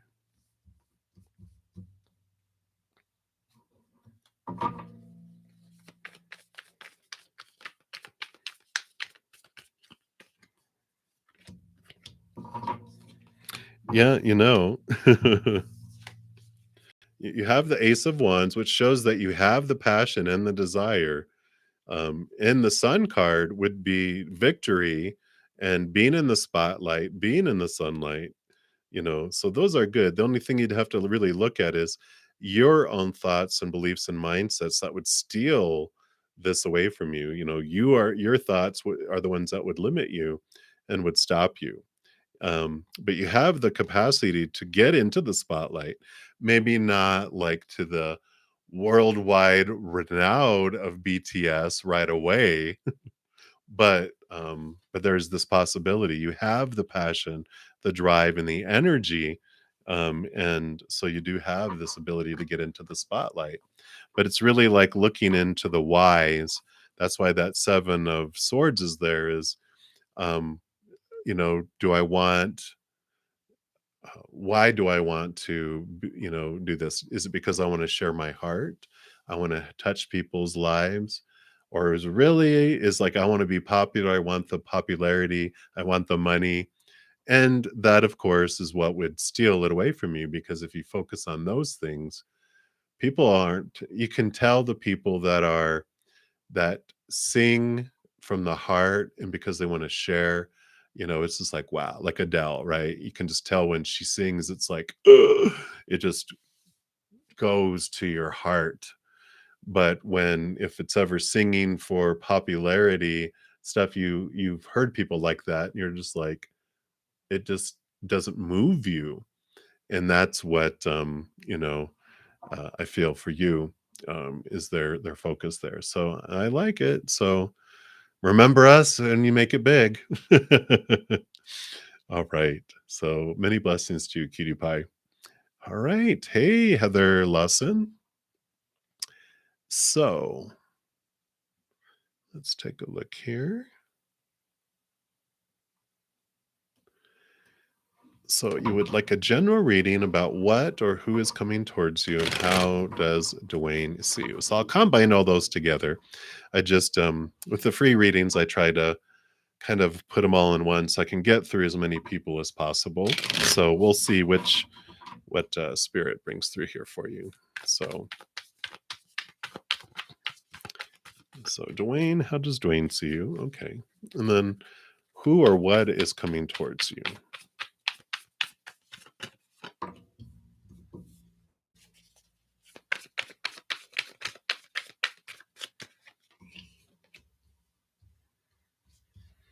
All right.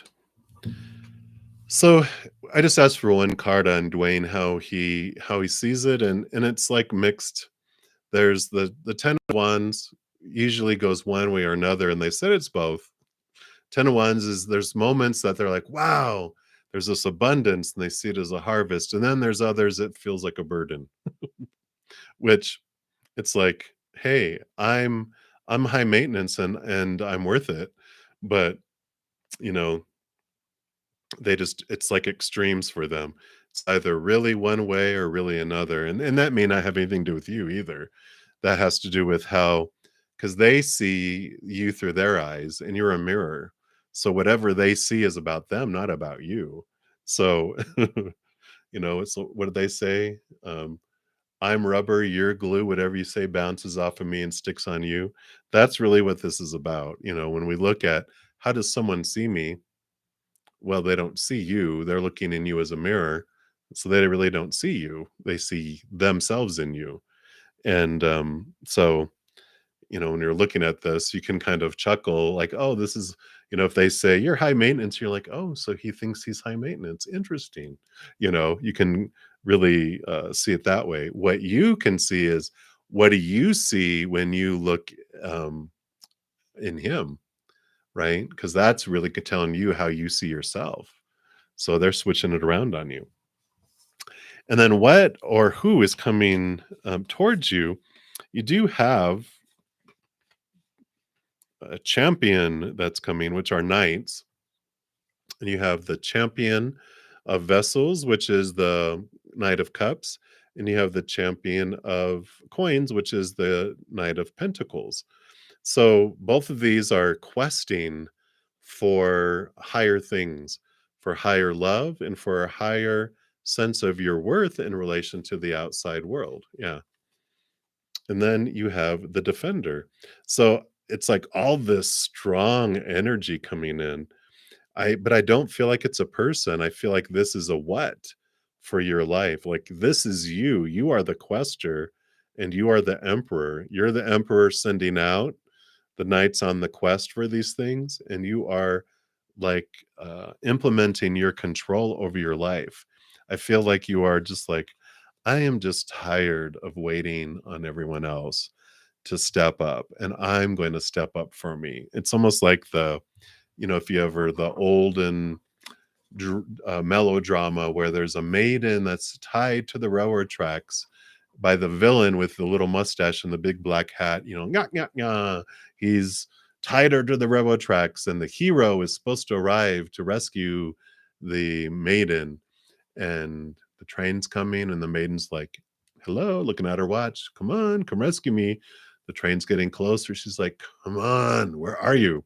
And then she realizes, you know what? I don't need no hero to rescue me. I'm going to rescue myself. And she just gets out of the ropes and escapes.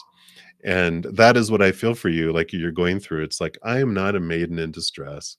I am taking control and I'm questing after my power, my worth in the outside world, my inner love.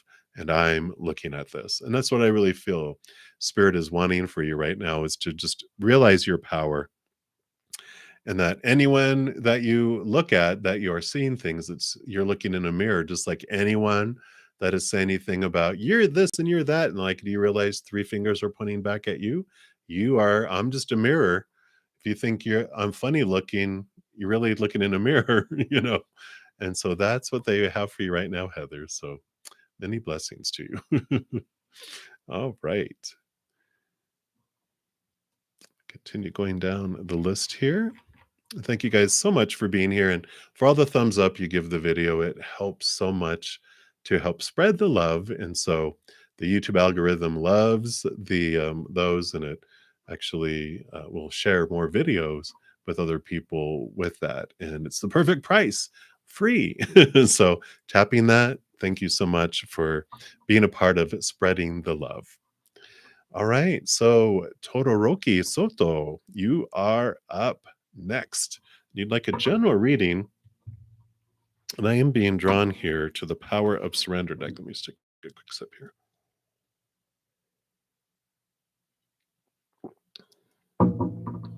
All right.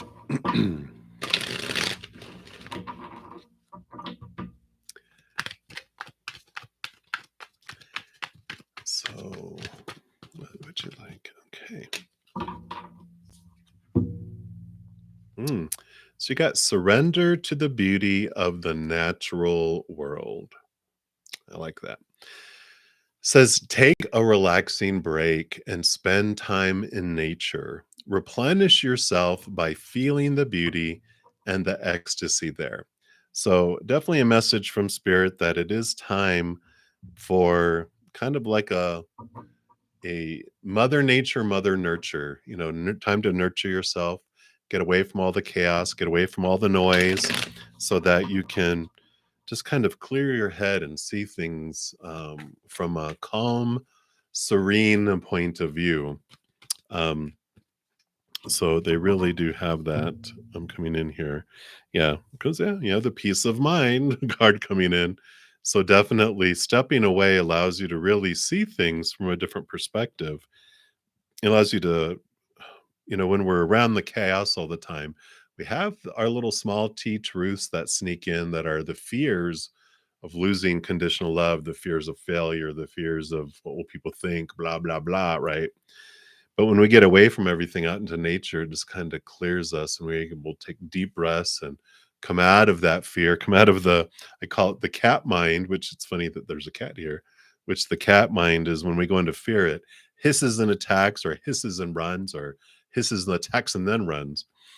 And uh, there's this peace of mind that comes about with stepping away from all the chaos, and all of that. Because you also have the Emperor card, they call it the Sky Father, which is about kind of stabilizing your life with these two fours, the Four of Swords and the big major arcana four. It is about stepping away to really get a control over your life, at least a stabilized perspective where you can kind of look at it and see it from a higher point of view, and understand what it is you truly want, what you don't want, what's no longer serving you, what is people pleasing, and all these opinions that you're trying to live up to, and what is your heart. I mean, because you do have the heart of wands that comes in here.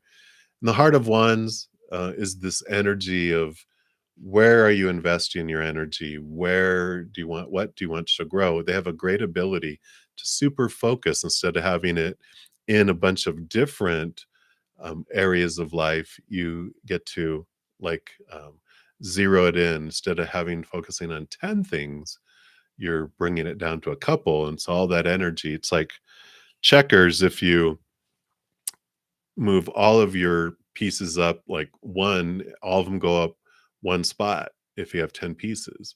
But if you focus on two, they each go up five, or one goes up nine in one. There's a lot more progress. There's a lot more movement instead of just a lot of activity. And I feel like that's a big piece of this stepping away, because it's an important time in your life to really zero down and analyze where you're investing your energy. Sometimes the urgent is not the important. I know, deep wisdom, right? But that's what they have for you. So many, many blessings for you. All right. All right, Catherine. All right. So next up, we have Lazea Sincere. And, will your business idea succeed in 2023? Let's take a look here and see what Spirit has to say.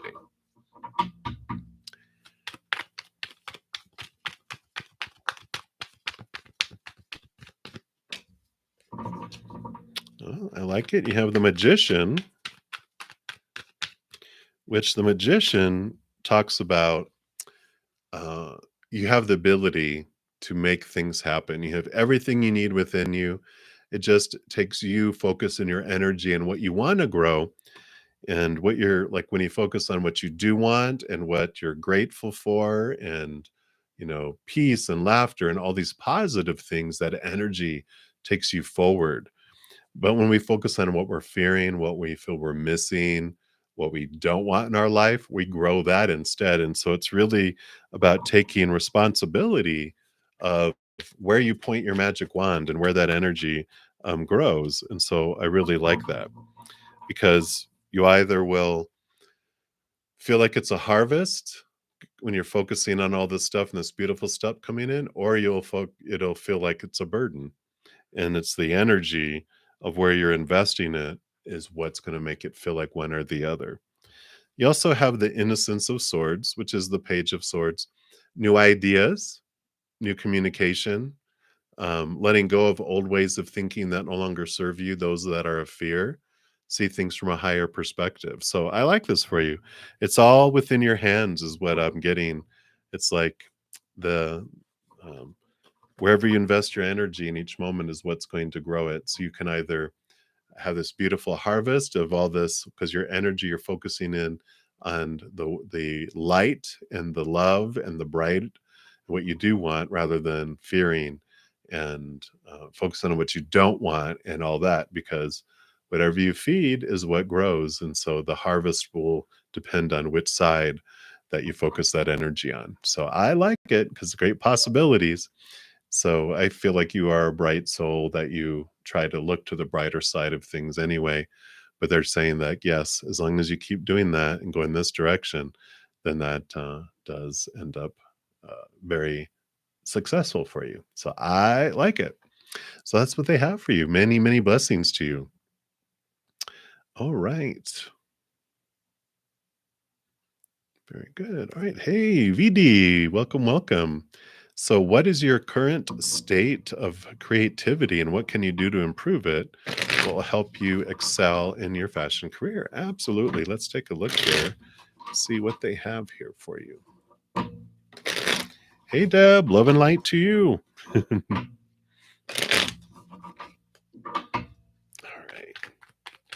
So, let's talk about creativity, VD.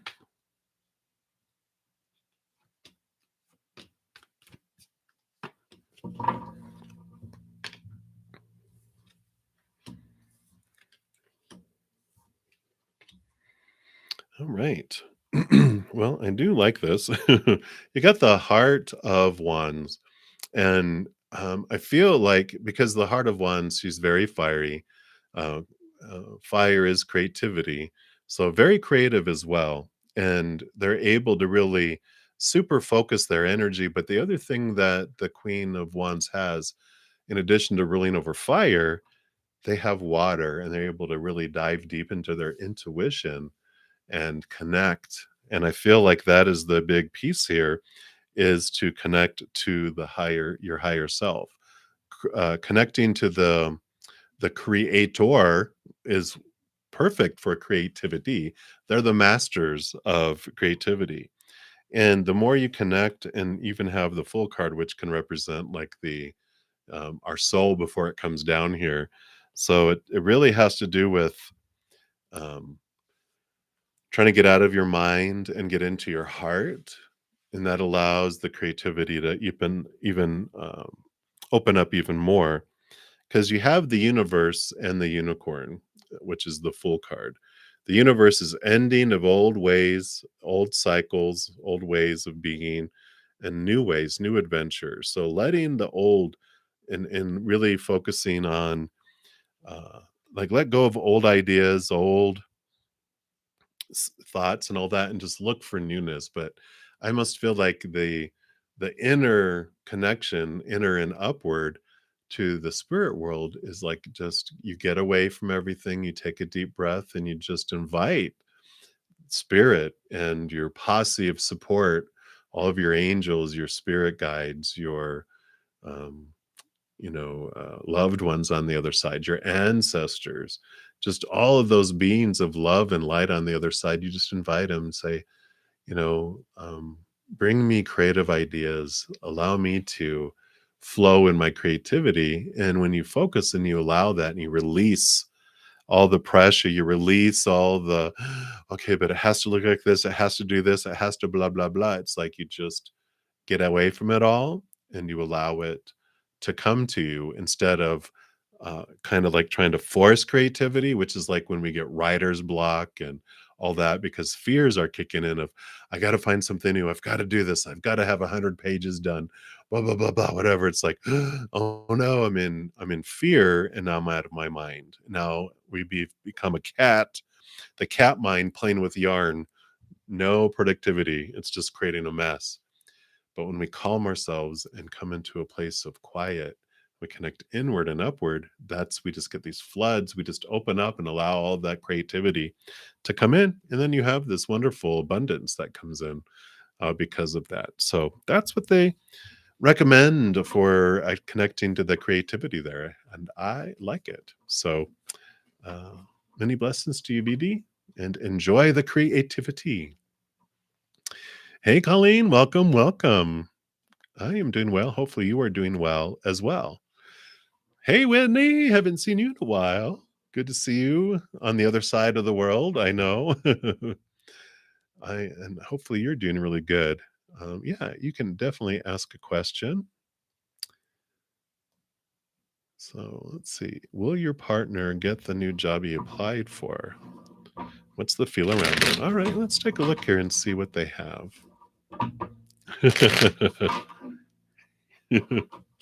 All right.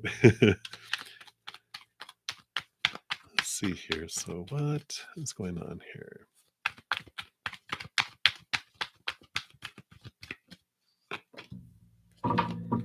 We got the Eight of Wands, which is a lot of energy and a lot of movement. So that feels positive so far. You have the Devil card coming in, which is challenging thoughts and beliefs and mindsets for them around what a job should be, need to be, have to be, must be, right? So I feel like it's an out of the ordinary type of thing. Yeah, and they got the Temperance. The Temperance, usually is like an Ace of Swords, and it's balancing higher truths with smaller T truths and fears. So definitely, and it's the card that comes right before. So it's like this shaking and rattling and balancing out of their life that's going on here. Uh, yay! I know, right? Let's take a look here.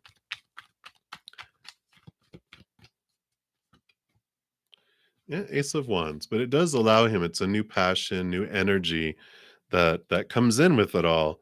So I kind of feel like they're going to ask him to do things that aren't the norm, right? That uh, almost are uncomfortable a little for him. It's like it takes him out of his comfort zone, which is all right. But you got the Knight of Pentacles and the Temperance card, which is about patience. It'll unfold in perfect timing, and that it will unfold. It'll, you know, evolve, and they were, they'll muddle through it, as they say. But I feel like it's going to, in the end, it's a positive thing for him because it really, yeah, it shows him his power.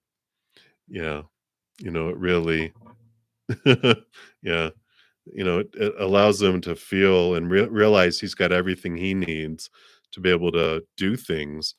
And it really has him step up because that Ace of Wands is so much the magician, which is whatever you focus your energy on is what grows. but it also I feel like this just recognizes they recognize their power. They start to believe in themselves a little more. Yeah, and I feel like yeah, literally, I think it not literally it scares the crap out of him. Hopefully, it doesn't literally scare the crap out of him. That would be oh well, I got to go home. but but it does allow him to really see his power and like you're saying it I think it does give him the confidence that he has, for that.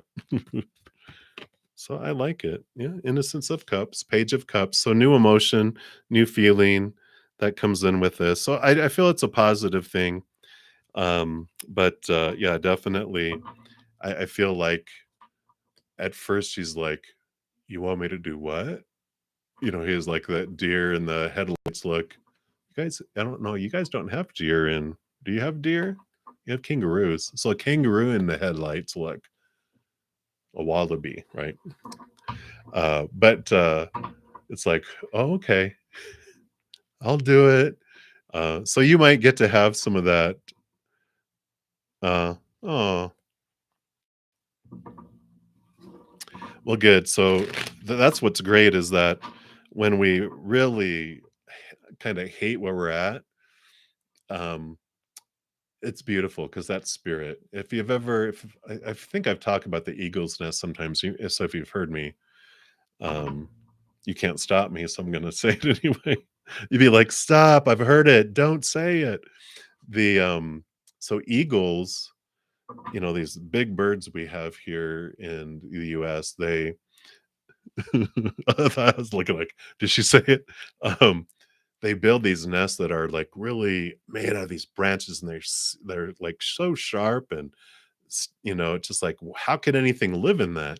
But then they line the insides really comfortable with furs and plants and cloth, whatever they can get to make it really nice for the eggs and then the little eaglets.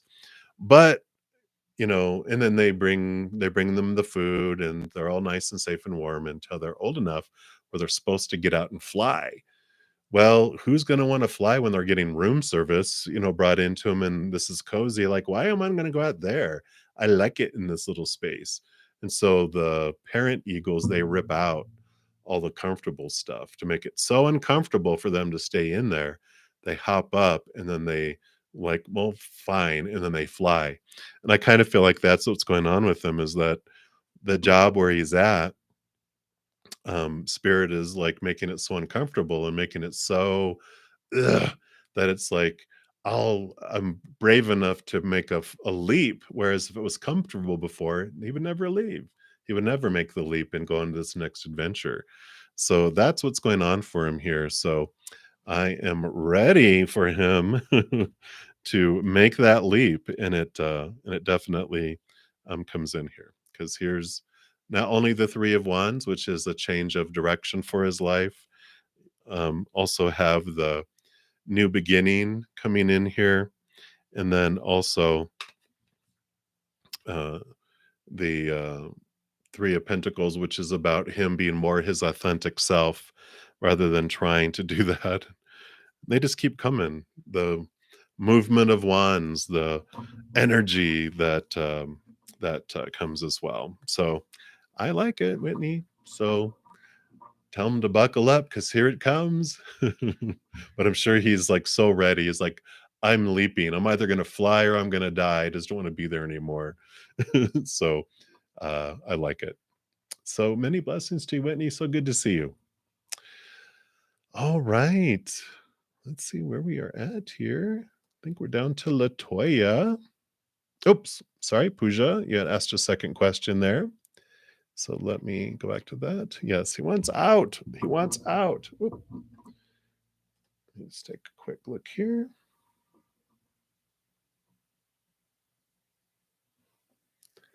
All right. So, Deb, thank you so much for the donation. Did you have a question that you'd like me to pull cards for?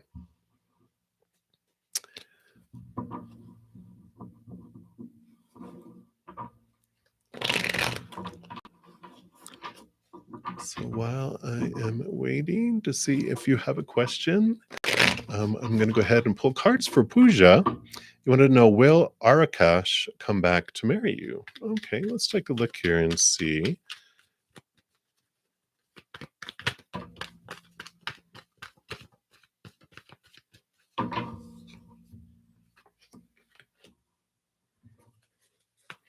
A bit of clarification on that, please. Wow. A lot of cards of swords here. A lot of thoughts and beliefs and mindsets and expectations that are in here. They've got the peace of mind card. You've got the heart of swords, which is the queen of swords, and the king of swords. So there's a lot of that spirit is pointing you back to your expectations around relationships and yourself and who you are supposed to be and how things are supposed to unfold. Um, because with all of this, I feel like that the whole purpose of them being gone is for you. Um, because it always is. Everything always unfolds for us anyway. But this is to really question all of these opinions and all this structure and restriction that are there around relationship and also around the Five of Pentacles is this switch and this change of feeling that our sustenance comes from the outside world and that it's dependent upon humans that are going to bring me what I need in each moment. And I feel like this whole um, emotions and experiences that you're going through is to really shake that up and allow you to see that what you need in each moment comes from a higher source, one without that has endless resources, and it uh, you know points us to them knowing that they're going to bring us what we need in each moment. And unlike the outside world, which we do something that ignites someone's triggers and fears and they go off and pull back their support from us, we're like, oh my gosh, that we feel unstable, right? We feel scared that we're going to have what we need in each moment because those human characters are very fickle and very, you know, when they go into fear, they freak out and do all sorts of weird stuff, right? Like an animal, unkind and unfriendly and unloving things and unintelligent things. And we're like, but you're going to bring me what I need in each moment. I don't know. I'm kind of scared. And that's when we realize, when we get over and over, we get let down in the outside world, we realize, oh, what I need in each moment comes from up above, from an unconditionally loving, eternally loving source, whatever you believe your higher source is. It's unconditional love, not anything you can do to lose that love, and it's never ending. And so you have this fullness, trusting that in each moment you'll have what you need. You may not have everything you want or your human mind thinks it wants, but we have everything we need and we can trust that. So there's this transformation that comes through.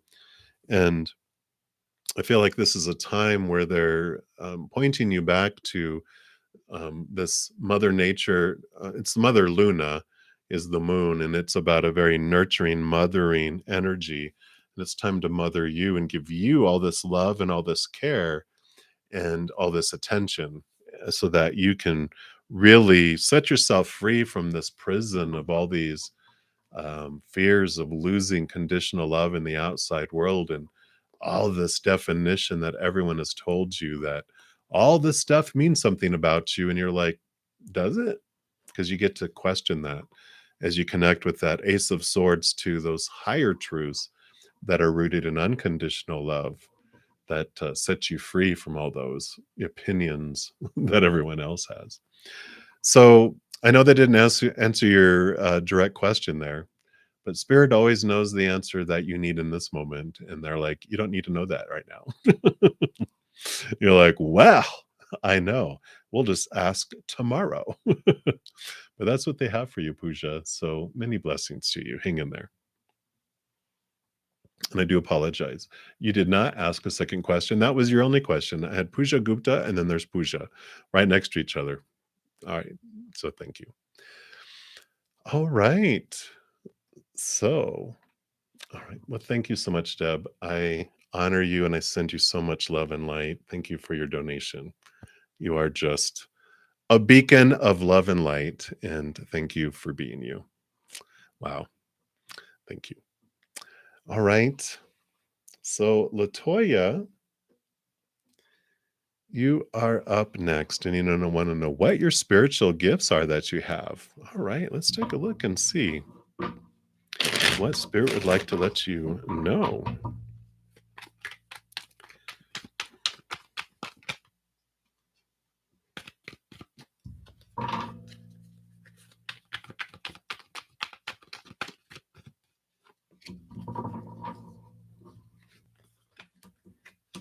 All right. So you got the star card here, which is very Aquarian energy. And I know, like, what is, excuse me, what is this? What kind of gift is this? It's one of the biggest gifts that kind of goes unnoticed or doesn't get as much attention as, other things, but it's the gift of giving hope. Wow, right? I mean, just to sit with that, it almost makes me cry. It's like hope. You can give people hope when they're in their darkest times, when they're feeling the lowest. Your presence, your energy around people ignites hope. Your smile, your hugs, your uh, just the way you care about people is it just has hope. Like you could not even know this, like, but someone can be walking down a hall and they're gonna go home and end their lives that night. But you're walking down the hall and you just smile at them and you're just like, "Hi," and they're like, "What was that?" And it gave them just enough hope to hang on another day. And then something else happens that keeps them, and now they may or may not let you know later that you you saved my life, and you don't even know it. And this is the kind of hope, the kind of gift that you have to give. And again, you have this Ace of Wands, um, which is about energy, which is fire, which again is like this brightness that you have. And you can light up a room, you can light up someone's day. You can, it's like I just feel like you are have this beautiful energy that when you like check out at the grocery store or whatever, and you're just like, "Hey, how are you?" and everything, and they're like, "Oh, hey, they're people are glad to see you because you just have this energy around you, right?" And so I really love that. And you also have the ability just to connect hearts. And I feel like part of what you're able to do, of course, huge empath, I think that probably goes without saying, but you definitely have the ability to connect to other people's hearts, and so you know what they're feeling. And I know sometimes that feels like a curse, right? It's like, oh, why do I have to feel everyone's emotions? It's overwhelming. But you are developing and you're building this beautiful uh jello mold around you where you don't take on everyone's emotions as your own, but you're able to um at least witness them and know that they're there, and you can feel them if you want, and you can touch them, but they don't get on you. And that's the wonderful thing about empathic abilities, is that feeling that we feel as a curse sometimes is just a small piece of our ability. Along with that star kind of energy, you are able to um, push out unconditional love into a room. You're also able to push out anger and anxiety, and people are like, "Whoa, what was that?" You know, so we get this little reminder from spirit. Um, mind your emotions and the energy, because you are not a normal emotional um, vibrating individual. You vibrate your emotion at a higher level. It's your gift. A big part of one of your gifts, anyway, that you came here, that you can um, transform and people's emotions around you, the emotional energy. So your presence alone does it, but when you focus on it and your emotions are extreme, especially around like full moons and new moons, super moons especially, you can send so much love out or so much fear energy.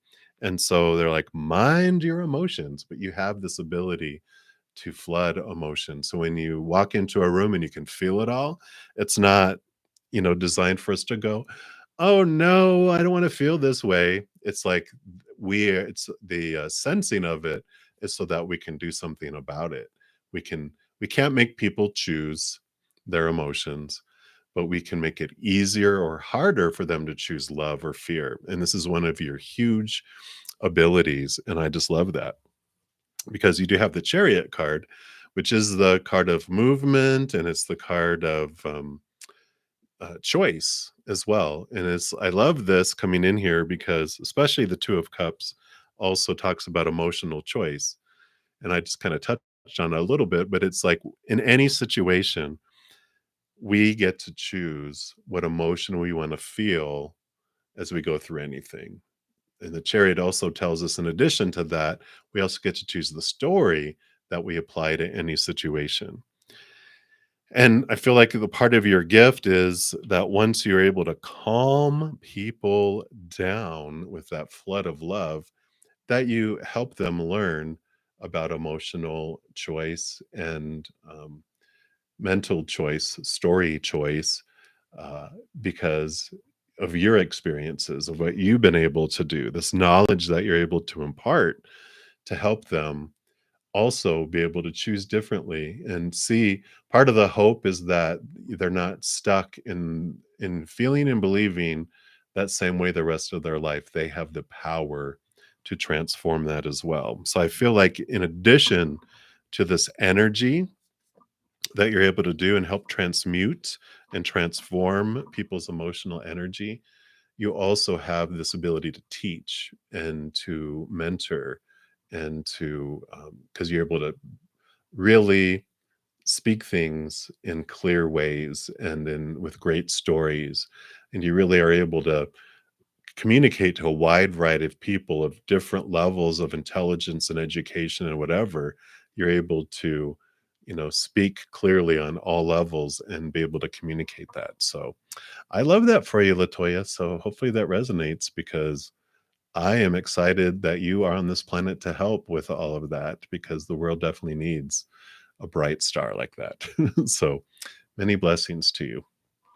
That is what they have. All right. So I think here, very good, BD. Excellent, excellent. Hey, BU. Hey, from Sweden, Miss Rona. Thank you for subscribing to my channel. All right. You know what? A miracle has happened and I am all caught up. Until VD asked a question. Thanks, VD. No, I'm just kidding. So, a fun question. Who's been thinking about you recently? Uh-oh. Gonna bust someone out. We're gonna switch cards here. Let's see what they have. Oh yeah, not a problem at all.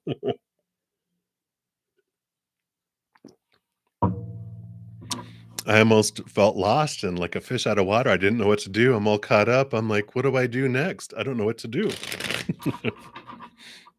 All right. So, who has been thinking about BD? It's probably someone from BTS. No, I'm just kidding. What? Let's see. Got the Keeper of Wands, which would be the Queen of Wands. So it's someone who is pretty intuitive, and they also really super focus their energy. It's a feminine energy, you know, And the 4 of coins and the 3 of wands, it's like I feel like it's someone that, left. They went in a different direction. They're no longer around. I almost feel like this is a close friend of yours. Someone that moved away, someone that would live near your home, and if it's a relative or not, but it is someone that, has like, they moved away. They're no longer near where you were living.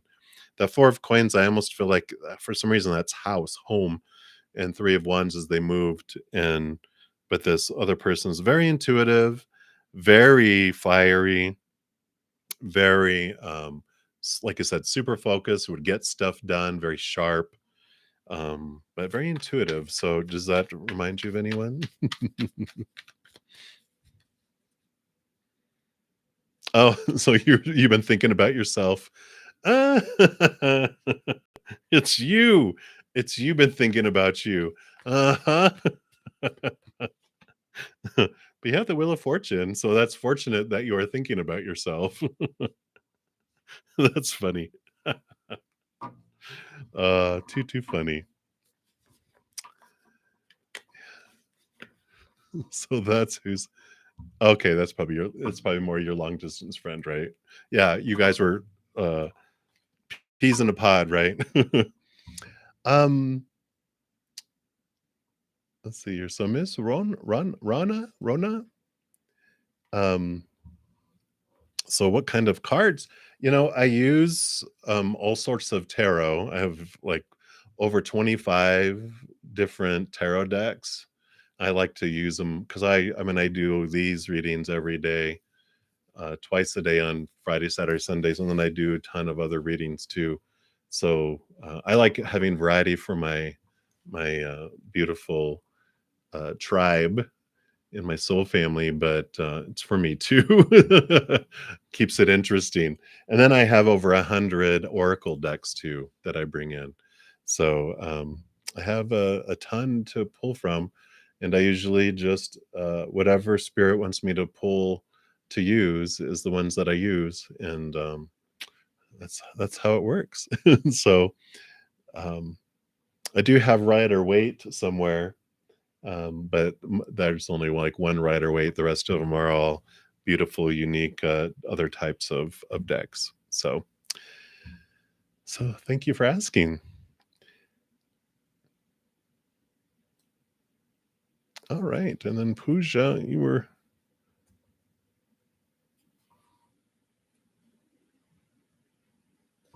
yeah. I definitely understand Pooja. Let's take a look here to see if there's someone that's more in aligned for your highest experience and more in alignment with you.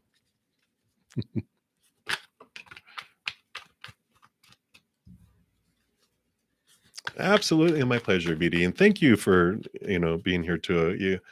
I know you comment on a lot of the videos and stuff too, and there's several of you that are just wonderful, wonderful uh, regular soul family members, and it means a lot. And I really love the energy you guys bring in, and your hunger and thirst for just communicating with spirit and as well.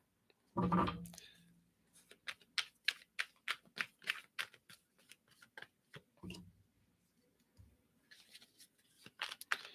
just pulling some more cards here, Pooja, because I'm like, tell me about this. Tell me what's going on here.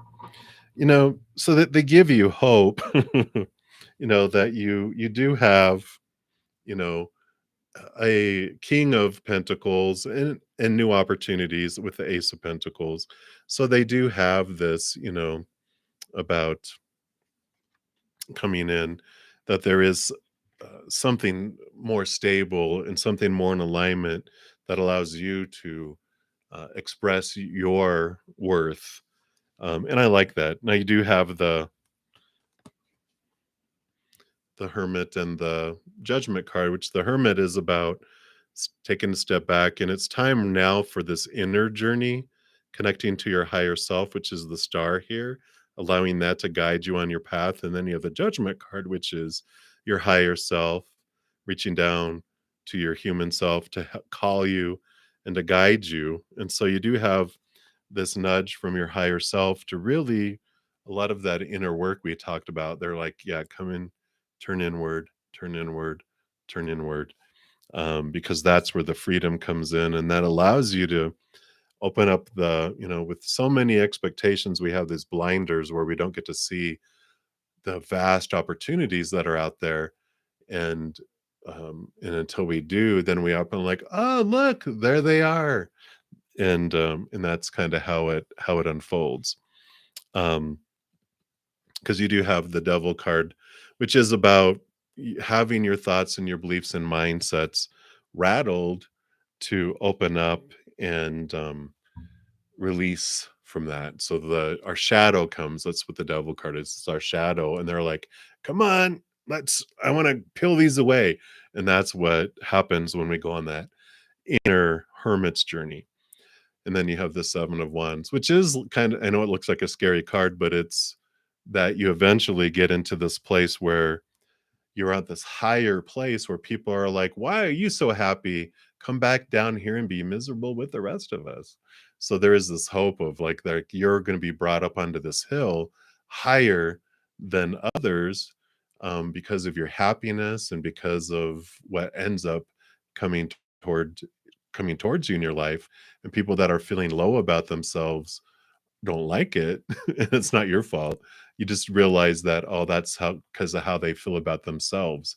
It's not about me, but you can help lift them up if you want to, but you don't have to. So I do like that, but they keep on pointing you back to your hermit's journey and your inner self, for that. So that's what they have for you, Pooja. Hang in there. I know it's worth it, though. The journey is worth it. Just take a lot of deep breaths and go, okay, here we go. So sending you lots of love and many blessings. All right. All right, Sabrina, Fahim. All right. I'm glad you made it here. Thank you. You came at the very end of the morning session, but luckily we this evening has been light, because I just have been caught up. So you are up. In the current feelings and channeled messages from your husband, Fahim. Okay. You're seeing 555 nowadays. 5 is the number of change. So,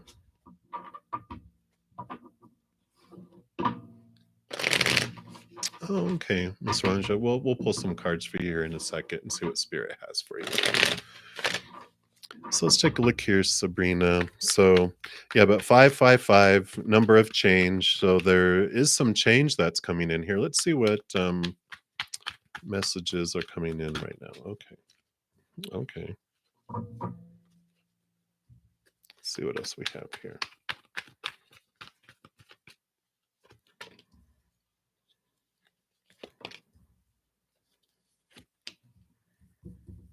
Okay, what else?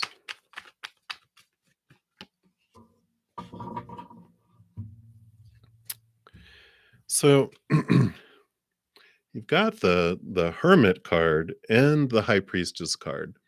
And the Hermit card is about turning like inward and upward to really connect with spirit.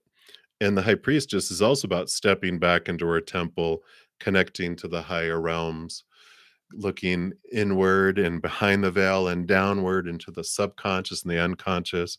So big, super inner reflection time here is what is happening. And I feel like with that no communication mode and feeling this way, it's like um, it's nudging inward, inward, inward. Um, let's see what else we have here, because I do see here like you've got the 6 of Wands, which is about victory, which is good, but it's about recognition too. So you are being recognized for the journey that you're on and what you are doing. And um and it looks like here with the 2 of Wands, this understanding that comes here with your inner journey about where you're focusing your energy. Wherever you focus your energy is what grows. So if you focus on what you're grateful for, um, love, um, joy, peace, laughter, and just what you want in your life, that it grows and that expands. And then when we focus in on what, of course, we're fearing or what we're missing in our life or what we don't want in our life, we grow that instead. And so there's this awareness of focus on what you do want in your life, and that expands, and be really aware of the energy that you are, uh, what you're putting out, because that is it's like the vibration, it's the magnetism. If we vibrate at a lower energy of fear, we attract fearful things. When we vibrate at a higher vibration of love and joy, and then we attract that instead. And so the vibration and the focus of your energy, is impacting. And they're saying here, you can, yeah, focus on what you do want and enjoy, and allow that to come in. And like you said, you're scared and you're upset and you're worried nowadays. um but the big thing with the four of pentacles is realizing that all the outside things which you're experiencing are unstable, right? The big journey of the four of pentacles is that we turn, we're told to define ourselves by the outside world, by relationships, and by situations like our job, our education, our social status, whatever it might be, and things, our bodies, our bank accounts, our possessions, our homes, whatever. And the big thing that the Four of Pentacles journey teaches us is that all of that is unstable. And when we define ourselves by those things, we feel unstable because people change or they pass away. Situations never stay the same, and things, our bodies, of course, break down, deteriorate, stolen, burned down. And so we get disappointed enough in the outside world, with all that instability, that we eventually turn inward and upward. And that is what is being really focused on here with your hermit and your high priestess. And they're saying, when you turn inward and upward, you discover something that is stable, unconditional love from up above. It's nothing you can do to lose it, nothing you have to do to gain it. It's yours and it's eternal, it never ends.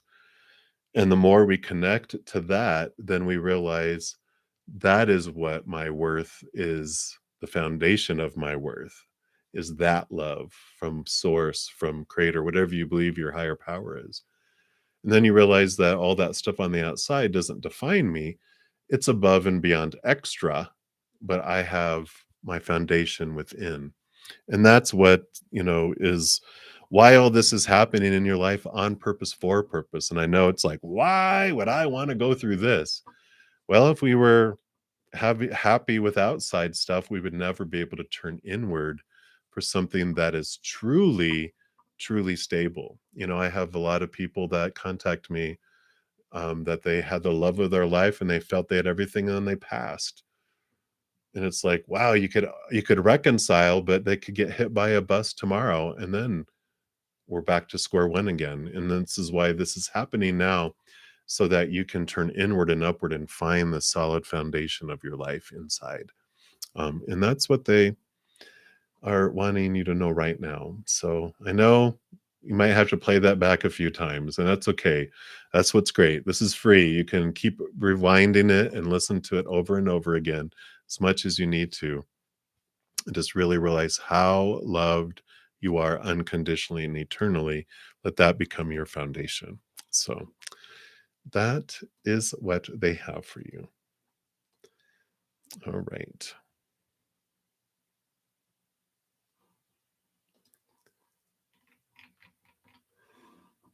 So many blessings to you, Sabrina. All right.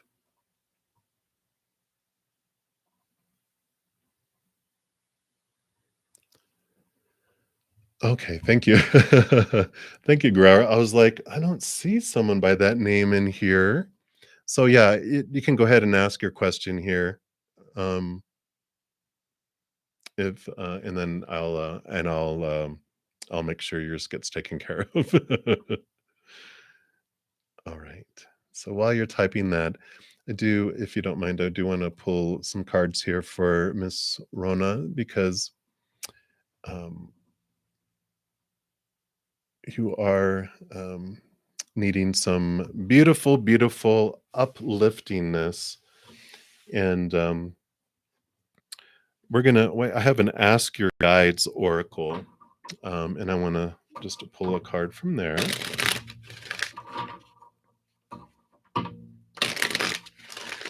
See what they have for you here. Oh no, no apologies at all. Thank you so much for your donation. So yeah, just if you want to pop your question out there, or if you don't want to put it like out in public, you can ask for a general reading, and Spirit will know too. So Miss Roja,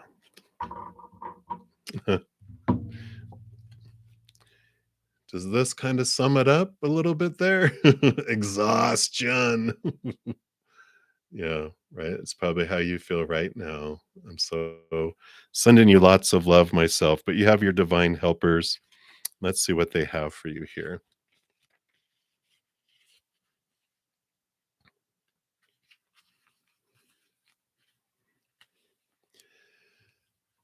So, your divine helpers are here advising you that while it's essential that you do everything in your power to fulfill your goals, it's equally important to know when to back off and allow the universe to work its magic on your behalf.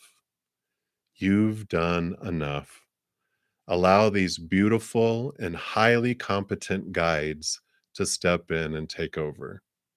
Your enthusiasm is a gift, but unless it's properly contained, it can undermine your best intentions. Your divine helpers gently remind you that just as plants need water to grow, too much will drown their ability to blossom. The same principle applies to your efforts. Overdoing is fear in disguise. Do not allow it to keep you in the manic mode. Give yourself more breathing space. Trust that your divine helpers are on the job, overseeing your success so you can rest. You need to let go and turn responsibilities over to others. Just because you need rest doesn't mean that they do. Ask your divine helpers for assistance in this. They know better than you what you need right now. So ease up and let them work their miracles. Their message: rest, rest. Allow yourself to rest. I like that. I'm just going to pull a couple tarot here from the Naked Heart Tarot. And see what else they have to add here for you. Okay.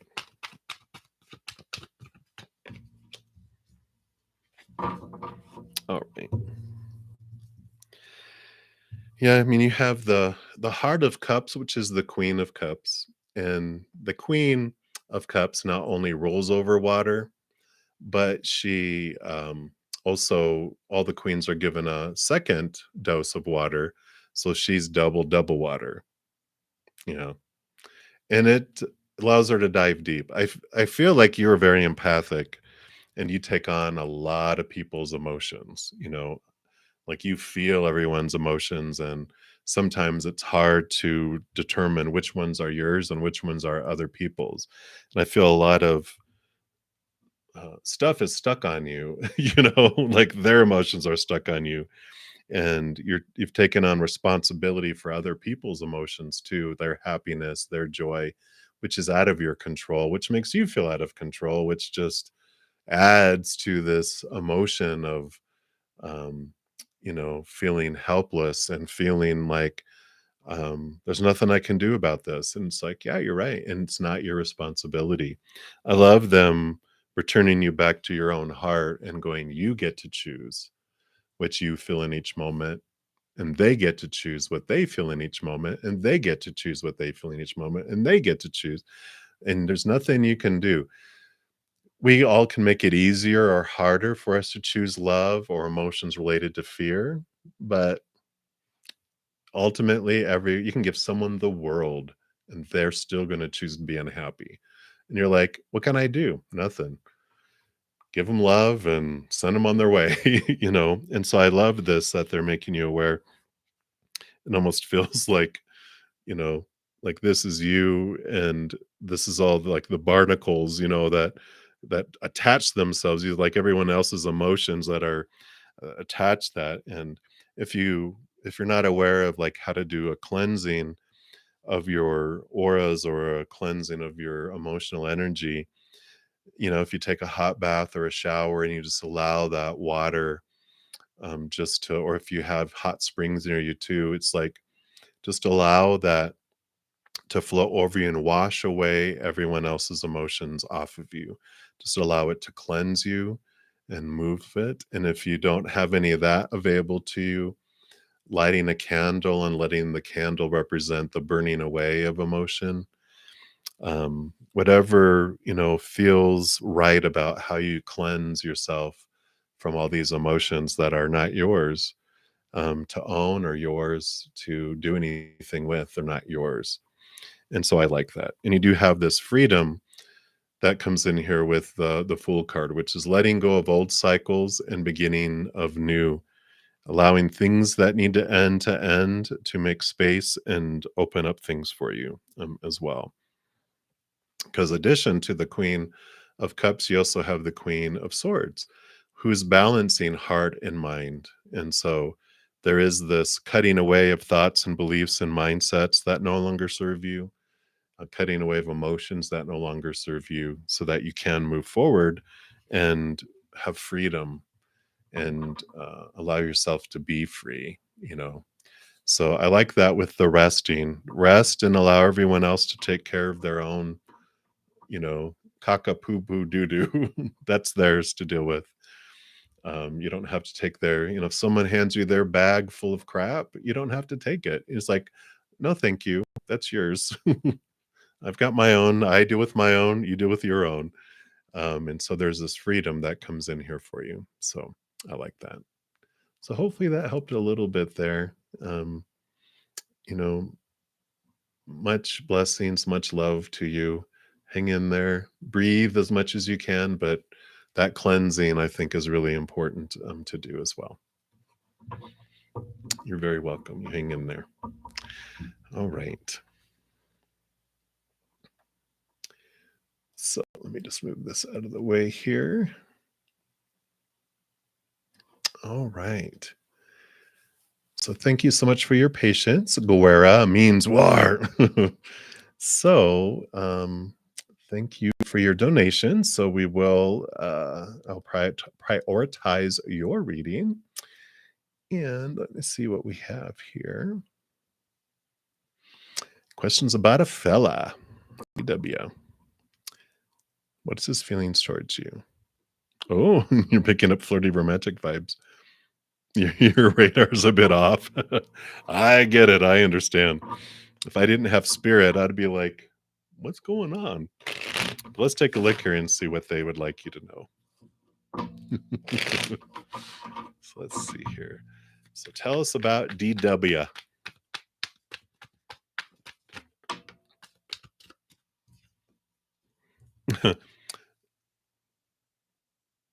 Absolutely. So this is the first card that popped out. The Lover's card. Huh. I think you might be onto something. Maybe your radar is not broken. So there might be some flirty romantic vibes going on there. Let's see what else they have to say. It's like, that's your card. Yes, you're right. Anything else? Okay, what else?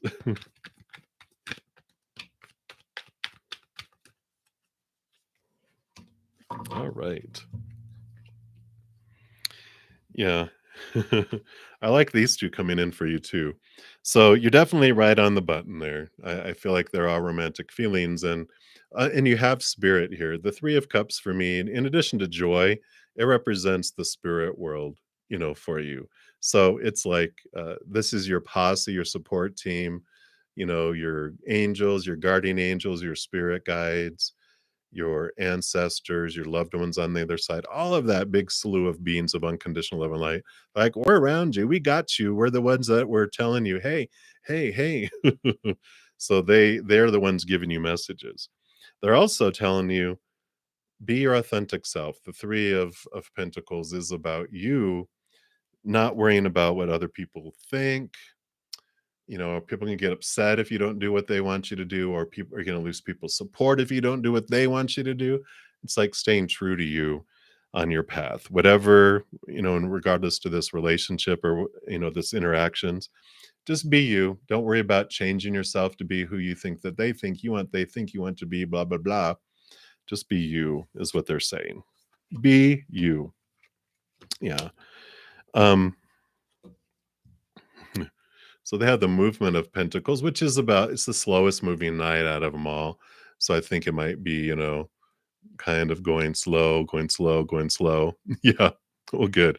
So it'll move slow in the outside world, but you've got the two of swords is about making a decision and allowing your heart and your mind make a balanced decision when it comes to this, and keep your mind at peace of mind. Here's the Ace of Swords, which allows you to cut away expectations. That's where the peace of mind comes in, is you kind of let go the supposed to and the should and the need to and the have to and the must around what a relationship, how is it supposed to unfold? What is it supposed to look like? What are they supposed to do? What am I supposed to do? Supposed to, should, need to, have to. It's all this stuff that just makes it sucks the air out of, the wonderful courting and dating and interacting and everything. It's like, go with the flow. Just enjoy the flow. You have the Nine of Pentacles too. It shows this is spirit, so they're definitely there. Pink flamingo, and this is you finding your wholeness and just stability within yourself, and allowing you to enjoy that and allow them to be extra. Allow that to be kind of the focus of going, I don't need someone to make me feel complete. I'm complete myself. I'm a beautiful, authentic individual, but I will allow them, to be other things. His intentions. Well, that Lovers card there, um, shows romanticism. I'll pull other cards for that. You have one more for this one, and then let me just pull a couple more for that question. Because the Magician card is about not being the chalice that just waits for things to come to you, but you stand in your power. You are the one that gets to connect to. We all have divine masculine, divine feminine energy within us. Our divine masculine is when we wait, ask for a wish, and we sit back and wait. And the divine masculine, if I meant divine feminine, if I'd said something different. Divine feminine is sitting back and being a chalice, waiting to be filled and the wish to come. And the divine masculine is about the magic wand and the energy and the movement and the focus and the manifestation. And the magician card is what they're throwing on you, going, you don't have to wait everything to come to you. You can also initiate and allow your energy to be expressed as well. Yeah, perfect. So continue doing that. Exactly. But what are his intentions towards this connection? We'll see if he has any or if he's just going with the flow. We'll see here. Well, nope, he's got stuff on his mind. He got the Spirit of Swords, King of Swords.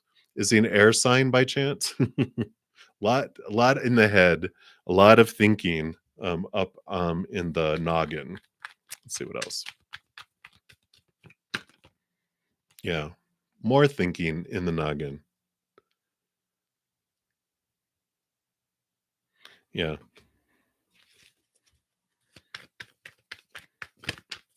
Oh. So you're the thinker. Well, yeah, I mean, we've got though he can have a lot of air in his chart too, just because he's a Scorpio doesn't mean, that he's not. He could have the rest of his chart could be all in air, and it's like, oh, that totally ixnays the other. But we'd have the Emperor, the Sky Father, so it's about really a solid feeling and wish fulfillment card here. So I feel like there's that. They have a lot of thinking. They're looking at a lot of things, um, but I feel like they're allowing things just to unfold. Yeah, because they have the Four Pentacles, which is about, again, another four, a solid foundation. So they're thinking about things. They're taking it slowly, not rushing. But I feel like their intentions are they're just like, wow, they really like this, where this is headed and where this is going, getting closer and closer. And, it's like friendship is the best thing, right? Yeah. It's like, I almost think he goes like, I don't want to, mess it up by, you know, getting further involved. I think that's where all their thinking is, because of course Scorpio is, very much a relationship uh, type of house, very passionate, very intimate, and so that energy is there. But I feel like he's got a lot of thinking that he's doing too. But like, yeah, I feel like it's free flowing, and he doesn't. There's a lot of thinking going on, but I think he's trying not to think as well because he doesn't want to. Yeah, so that's great. So he must have a lot of air to match your air, your Aquarius air too, because he wouldn't be able to. You feel a little twinkle or spark. Yeah, yeah, yeah. So yeah, that Lover's card I think just kind of sums it up. But yeah, this card keeps coming out too. I feel like he's yeah, leaving behind old emotions that are not serving you guys. And where this bear heads off to is that Nine of Cups, the wish fulfillment card. So yeah, I feel like they're headed off in that direction. But yeah, let it flow, let it continue to grow. But you don't have to just wait either. You can do a little nudge. Um, don't attack him or anything, but just kind of, and then he will do some, and then you will do some, and then it'll eventually move into just a great thing, because what that's the best thing is like, yeah, no attacking, not yet. That's right. So I do like that for you. You're so funny. All right. So that's what they have for you. I like where it's headed though. It's very positive and I feel like it's mutual.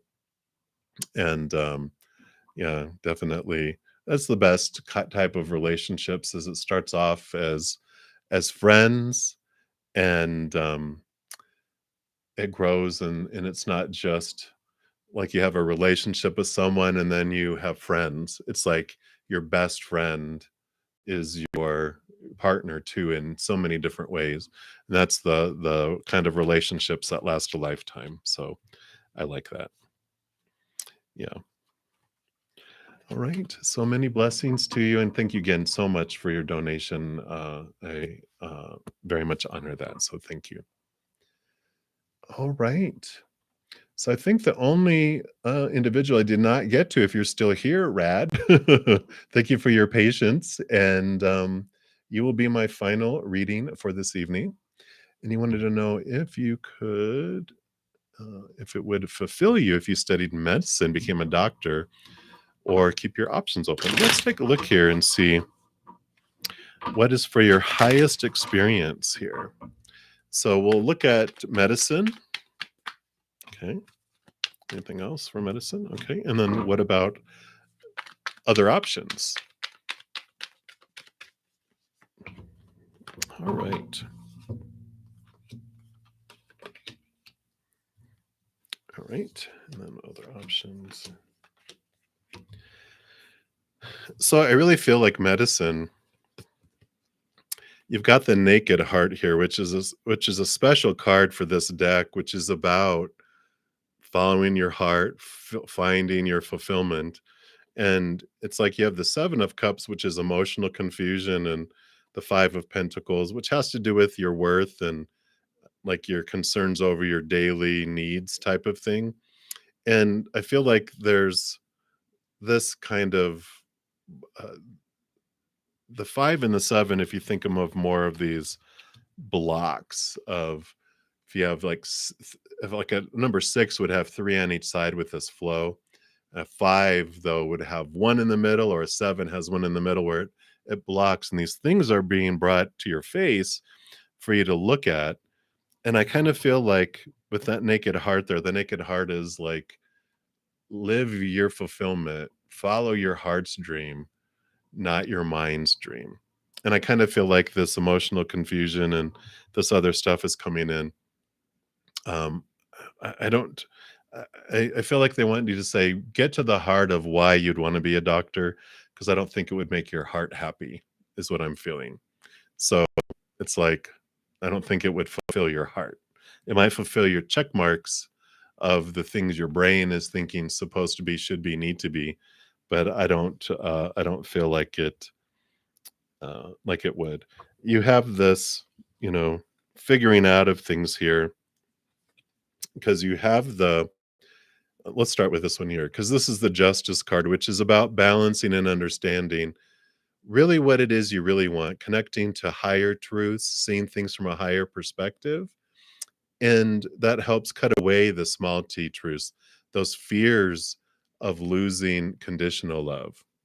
And with that, you have the Devil card too, which also shakes, rattles, and rolls your perceptions of life and all the roles and all the things that you would think of. And it's like, this is the process that helps you understand what it is you truly want to do in your life.